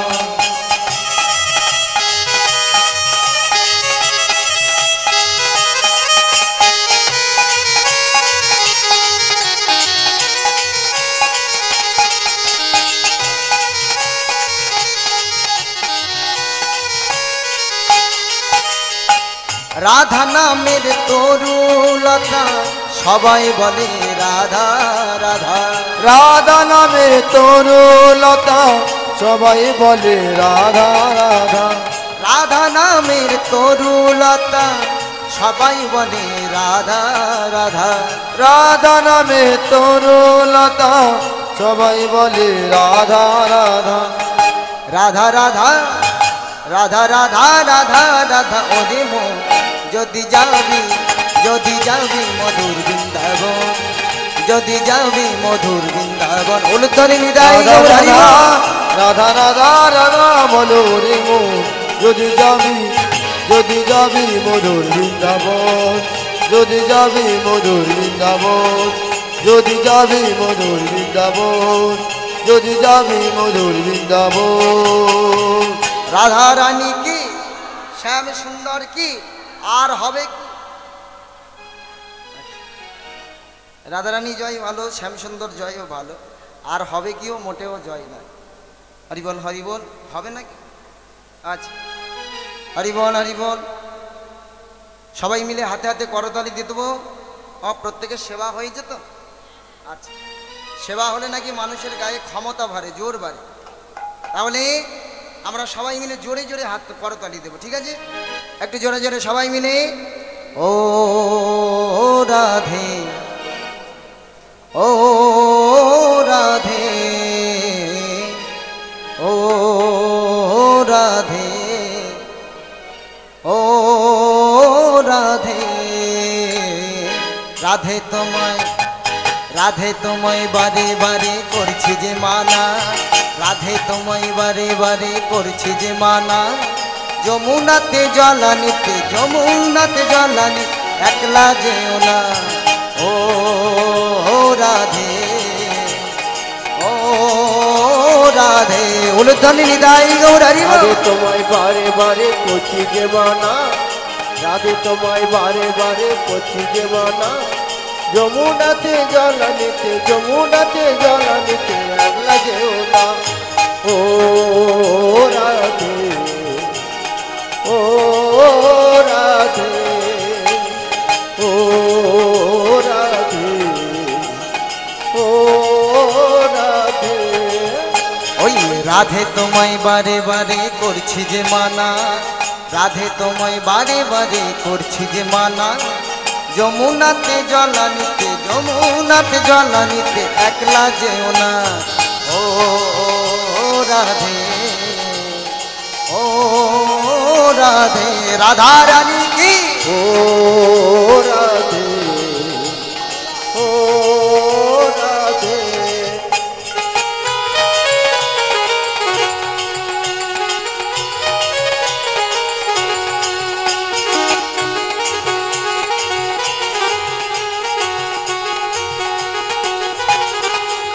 ওই চারপাশেতে যমুনার জল উজান বয়ে যায়, চারপাশেতে যমুনার জল উজান বয়ে যায়। ডাকলো বাঁশি রাধা রাধা, ডাকলো বাঁশি রাধা রাধা, ঘরে থাকা দেয়। ও রাধে, ও রাধে, ও রাধে, ও রাধে। চারপাশেতে যমুনা জল উজান বয়ে যায়, চারপাশেতে যমুনা জল উজান বয়ে যায়। ডাকলো বাঁশি রাধা রাধা, ডাকলো বাঁশি রাধা রাধা, ঘরে থাকা দায়। ও রাধে, ও রাধে, ও রাধে, ও রাধে।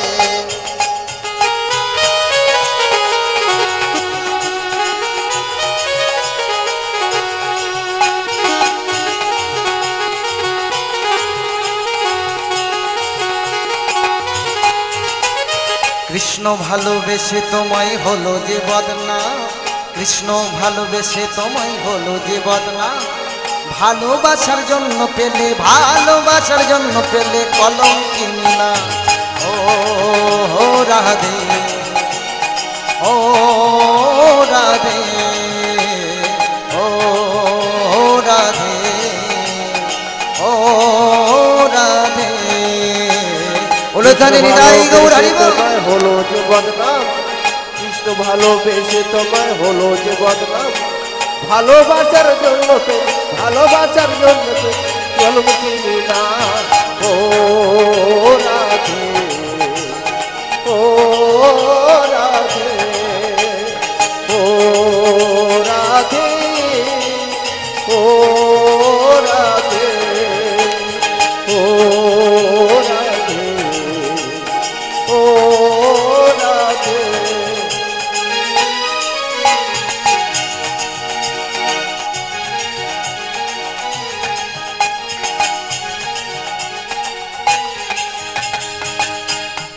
হরি বল, হরি বল।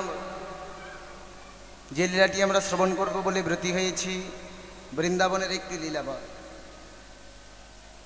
যেদিন আমার মহাপ্রভু এই ধরাধামের বুকে এসেছিলেন, সেদিন তাকে কেউ আমার তো ভগবান রূপে স্বীকার করতে পারিনি বাবা। তিনি আমাদের ছেড়ে গেলেন বহু দূরে, আমাদের থেকে আঘাত পেয়ে, আমাদের থেকে যন্ত্রণা পেয়ে তিনি আমাদেরকে ছেড়ে চলে গেলেন কোথায়? আগেকার দিনে আমাদের বাঙালিদের বিয়েতে যে উড়িয়ারা পালকি বহন করত, যাদেরকে একসময় আমরা উড়িয়া বলে অবজ্ঞা করতাম, আমার মহাপ্রভু একদিন নয়, দুদিন নয়, 12টা বছরের মতো সেই পুরীধামে ওই উড়িয়াদের মাঝেই তিনি চলে গেলেন। আর মহাপ্রভুকে আমরা আঘাত করেছি, কিন্তু মহাপ্রভু আমাদেরকে কৃপা করবার জন্য, মহাপ্রভু এ জগতের যত প্রেম ছিল সমস্ত প্রেমগুলোকে নিয়ে একটা সোনার ঝাঁটার মধ্যে আবদ্ধ করে রেখে সেই সোনার ঝাঁটাটাকে তুলে দিয়েছিলেন ওই পুরীর পাণ্ডাদের, ওই উড়িয়াদের কাছে। আর আমরা জগৎবাসী যারা এই বাঙালিরা যখন ওই পুরীধামের বুকে যাই বাবা, টাকা খরচ করে যাওয়ার সার বস্তু আমাদের কি হয়? ওই যে পুরীর পাণ্ডাদের হাতে যে ঝাঁটাটা থাকে, সোনার ঝাঁটা, আমাদের সার বস্তু হলো টাকা খরচ করে যাবার ওই সোনার ঝাঁটার বাড়ি খেয়ে আমাদের ফিরে আসতে।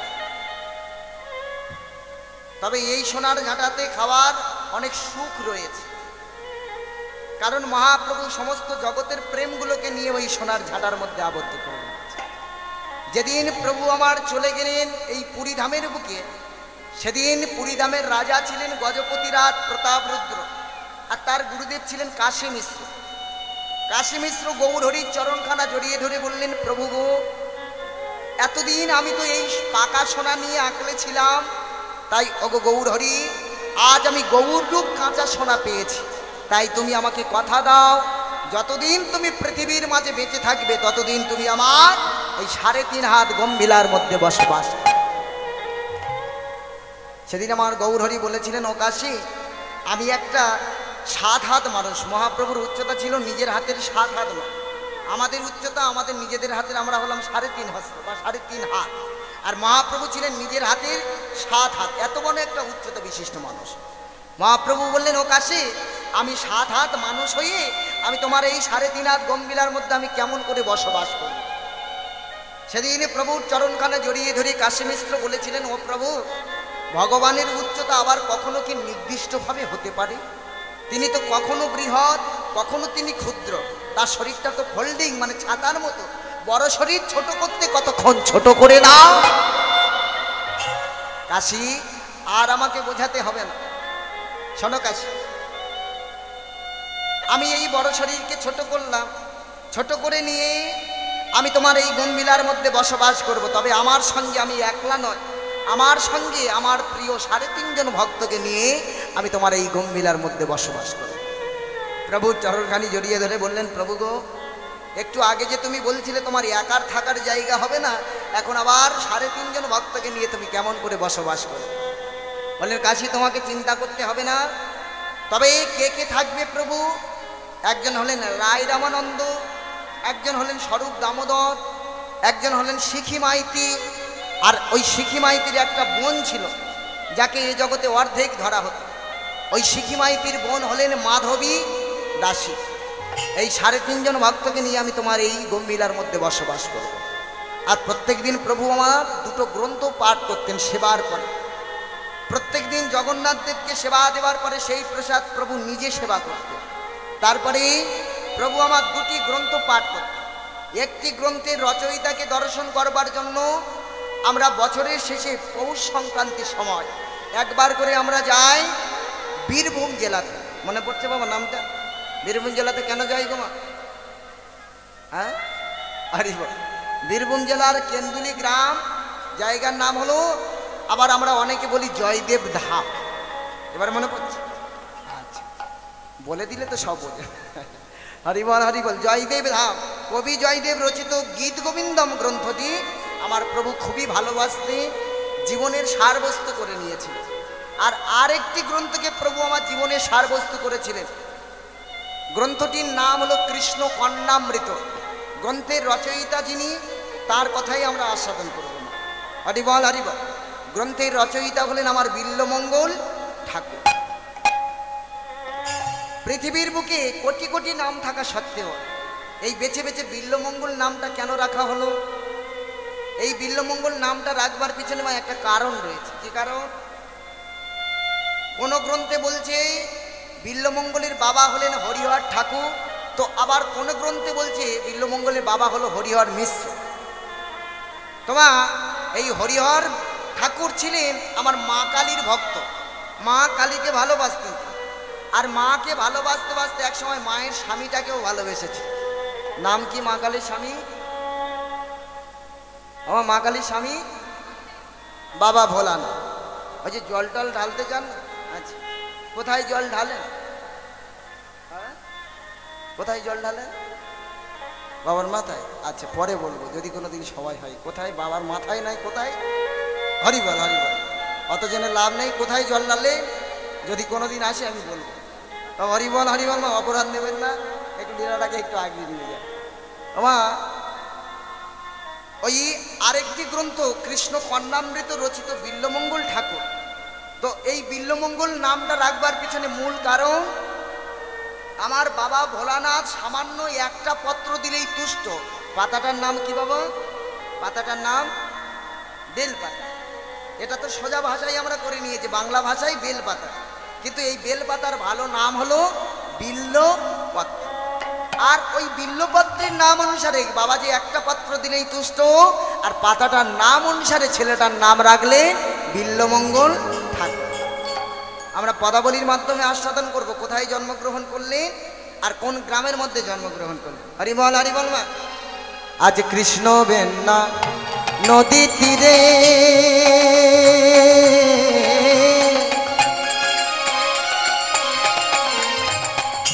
কৃষ্ণ বেন্না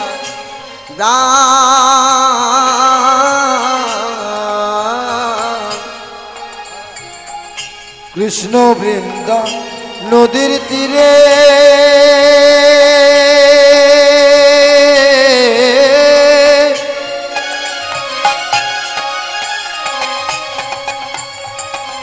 কৃষ্ণ বৃন্দা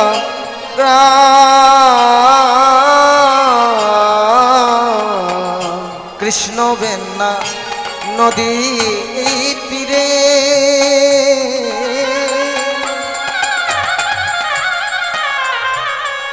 কৃষ্ণ বেন্না গ্রাম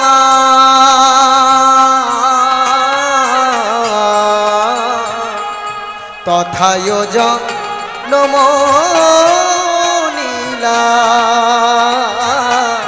বিল্ল ঠাকুর না ততয় জন্ম নীলা বিল্ল ঠাকুর না আবার নাহি মানে গুরু বর্গ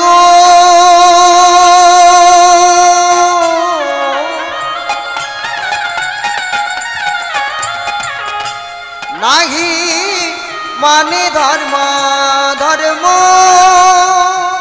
নাহি মানে ধর্ম ধর্ম নহি মনে নহি মানে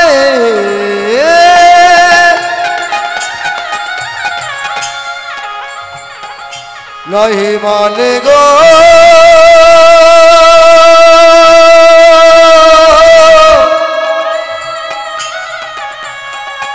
নহি মানে গো নহি মানে নহি মানে নহি মানে গুরু গর্ব নহি মানে ধর্ম ধর্ম নহি মানে ধর্ম ধর্ম সদাই করি অনাচার সদাই করি কুকর্ম সদাই করি অনাচার সদাই করি কুকর্ম বিল্লমঙ্গল ঠাকুর জন্মগ্রহণ করলেন কোথায় বাবা? কৃষ্ণবেন্না নদী তীরে কৃষ্ণবেন্না গ্রামের মধ্যে জন্মগ্রহণ করলেন আমার বিল্লমঙ্গল ঠাকুর। আর জন্মাবার সাথে সাথে নিজের মাকে হারিয়েছে। মা হারানো সন্তান এ জগতে সেই ছেলে তো বোঝে যার মা হারিয়েছে। মা হারাবার ব্যথা কতখানি হতে পারে, মা হারাবার যন্ত্রণা কতখানি হতে পারে, একমাত্র সেই ছেলে তো বোঝে যার মা হারিয়েছে। যার হারায়নি সে কি করে বুঝবে? আমরা দেখবেন বাবা মা বেঁচে থাকাকালীন আমরা তো ছেলে মেয়ে বাবা মায়ের মূল্য দিতে পারি না। আর যখন তারা চলে যান, আমাদের ছেড়ে বহু বহু দিনে চলে যায়, তখন আমরা বুঝি কি অমূল্য সম্পদ আমরা হারিয়েছি। ঠিক যেমনভাবে মহাপ্রভু আমাদের যখন মাঝেই ছিলেন তখন তাকে কেউ আমরা ভগবান রূপে স্বীকার করিনি। আর যখন তিনি আমাদের ছেড়ে বহু দূরে চলে গেলেন তখন আমরা বুঝলাম কি অমূল্য সম্পদ আমরা হারিয়েছি। দেখবেন গোয়াল ঘরের পাশের ঘাস নাকি গরুতে কোনোদিন খায়। কাছের জিনিস কাছে থাকতে কোনোদিন চেনা যায় না। বাবা মায়ের মূল্য সেদিনই আমরা বুঝতে পারি যেদিন তারা চলে যায়। হরিবল হরিবল। আজকের আমার বিল্লমঙ্গল ঠাকুর মাতৃহারা সন্তান, মাকে হারিয়েছেন। আর মাকে হারাবার পরে নিজের বাবার অতি আদরে লালিত পালিত আমার বিল্লমঙ্গল ঠাকুর। আর তাই পিতার অতি আদরে লালিত পালিত হয়ে মা অনাচারী, ব্যভিচারী এবং পাপাচারী হয়ে গেল। ওই যে কথাই বলে না মা, সৎসঙ্গে স্বর্গবাস আর অসৎসঙ্গে নরকবাস। বিল্লমঙ্গলের দশাও হয়েছিল তাই। ছোটবেলা থেকে ওই কুসঙ্গে মিশতে মিশতে, অসৎ সঙ্গে মিশতে মিশতে বিল্লমঙ্গল হয়ে গেলেন অনাচারী, ব্যভিচারী, পাপাচারী। তার সঙ্গে সঙ্গে অপরাধের চরম সীমানায় ওই নদীর পরপারে বাস করত একজন পতিতা, নাম ছিল যার চিন্তামণি। চিন্তামণি ছাড়া সে আর অন্য কিছু বোঝে না। চিন্তামণি ধ্যান, চিন্তামণি জ্ঞান, দিবানিশি সে চিন্তামণি ছাড়া আর কিছুই বোঝে না। প্রত্যেক দিন ভোরবেলা করে কৃষ্ণবেন্না নদীর পাড়ে এসে দাঁড়িয়ে থাকতেন। কেন না, কারণ ভোরবেলা করে একবার করে এসে আমার চিন্তামণি ওই স্নান করতে আসে ভোরবেলা করে কৃষ্ণবেন্না নদীতে। তাই চিন্তামণিকে এক মুহূর্ত দর্শন করবার বাসনা নিয়ে, এক মুহূর্ত দেখবার আশায় অধীর আগ্রহে ভোরবেলা থেকে দাঁড়িয়ে থাকে। এই দূর থেকে দেখতে দেখতে দেখতে দেখতে মনের স্বাদ মেটাতে পারছে, তাই কাছে যাওয়ার বাসনা। তাই বিল্লমঙ্গল ঠাকুর সন্ধ্যার সময় বিশাল নদীটা পেরিয়ে গিয়ে পৌঁছে গেলেন কৃষ্ণবেন্না নদীটা পেরিয়ে পৌঁছে গেলেন আমার চিন্তামণির কুঞ্জের সম্মুখে। আর চিন্তামণির কুঞ্জে একজন দাসী ছিল যার নাম হলো গৌরী। গৌরীকে ডাকলেন, গৌরী আমি তোমার দিদির সঙ্গে একটু দেখা করতে চাই, দিদির অনুমতি নিয়ে এসো। বলেন দেখো তোমাকে তো দেখে মনে হয় তুমি একজন ভিখারি মানুষ, আর তুমি ভিখারি মানুষ হয়ে তুমি কিনা এসেছো আমার দিদির কাছে দিদির সঙ্গে দেখা করতে, টাকা এনেছো, আগে ফেলো করি মাখো তেল, তারপরেই তুমি আমার আপন, আগে টাকা দাও। বলেন দেখো গৌরী আমি ভিখারি মানুষ, আমি কি দেবো তোমাকে, আমার কাছে টাকা নেই। তবে শোনো, প্রত্যেকটি বাবুরা যে বাসনা নিয়ে তোমার দিদির কাছে আসে তেমন কোনো বাসনা নিয়ে আমি তোমার দিদির কাছে আসিনি, শুধুমাত্র তোমার দিদির সঙ্গে দুটো কথা বলতে আমি চাই। দিদির অনুমতি নিয়ে এখনই ফিরে এসে, দিদির অনুমতি নিয়ে এসে আমার গৌরী এসে খবর দিলেন, ঠাকুরমশাই এখানে অপেক্ষা করুন, রাত্রি দ্বিতীয় প্রহর শেষে দিদি আসবেন আপনার কাছে। আরে বল মা। এক প্রথম প্রহর কেটে গেল, অপেক্ষা চলছে। দ্বিতীয় প্রহর শেষে যখন একে একে বাবুরা যখন গৃহে ফিরে গেল, সবার অন্তরিক্ষে আমার চিন্তামণি এসে বিল্লমঙ্গলের সম্মুখে দাঁড়িয়েছে। বিল্লমঙ্গলের সম্মুখে দাঁড়িয়ে বললেন, ঠাকুরমশাই আপনি হলেন এই হিন্দু সমাজের মাথা, সনাতন ধর্মের মাথা, আর আপনি হিন্দু ধর্মের মাথা হয়ে, সনাতন ধর্মের মাথা হয়ে তুমি কিনা আমার কাছে এসেছো আমার মতো একজন পতিতার ঘরে। এ সমাজ যে তোমার আর মেনে নেবে না, তুমি ফিরে চলে যাও। বলেন চিন্তা, ওই নদীর পরপার থেকে তোমাকে দর্শন করতে করতে নিজের মনের অজান্তে আমি যে কখন যে তোমাকে ভালোবেসে ফেলেছি। বলেন কি বললে ঠাকুর, তুমি আমাকে ভালোবেসেছো? ও ঠাকুর তুমি যখন আমাকে ভালোবেসেছো, চলো। অন্দরমহলের মধ্যে হাতটা ধরে টানতে টানতে নিয়ে গেল, নিয়ে গিয়ে অন্দরমহলের দৃশ্যটা তখনই দেখালেন। অন্দরমহলের দরজাটা যখনই খুললেন, আর ওই অন্দরমহলের বাইরের দৃশ্য, ভিতরের দৃশ্য দর্শন করে আমার বিল্লমঙ্গল চমকে গেলেন। বিল্লমঙ্গল চিৎকার করে বলে উঠলেন, চিন্তামণি, চিন্তামণি গো,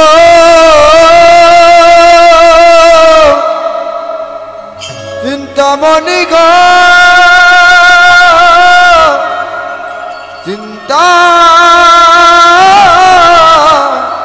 চিন্তামণি গো। চিন্তামণি আজ তুমি আমাকে একই দেখালে চিন্তা। সারা জীবন ধরে যে মূর্তিকে আমি দর্শন করিনি, আমার রাধা মাধবের যুগল মূর্তি, আর সেই মূর্তিকে তুমি আমাকে দেখালে, তুমি আমাকে দর্শন করালে চিন্তা। জানো ঠাকুর, প্রত্যেক দিন প্রথম প্রহর কেটে যাওয়ার পরে দ্বিতীয় প্রহর এসে যখন দ্বিতীয় প্রহর শেষ হয়ে যায়, একে একে বাবুরা যখন গৃহে ফিরে যায়, সবার অন্তরিক্ষে এসে আমি আমার এই রাধা মাধবের যুগল মূর্তিকে আমি ভরে। আচ্ছা ঠাকুর তুমি তো শাস্ত্র পড়েছ? বলেন হ্যাঁ পড়েছি চিন্তা। আচ্ছা ঠাকুর তোমার কাছে আমি একটা প্রশ্ন যদি করি তুমি উত্তর দেবে? বলো চিন্তা, কি জানতে চাও? মায়েরা ভালো করে মন দিন, কি বলছেন চিন্তামণি?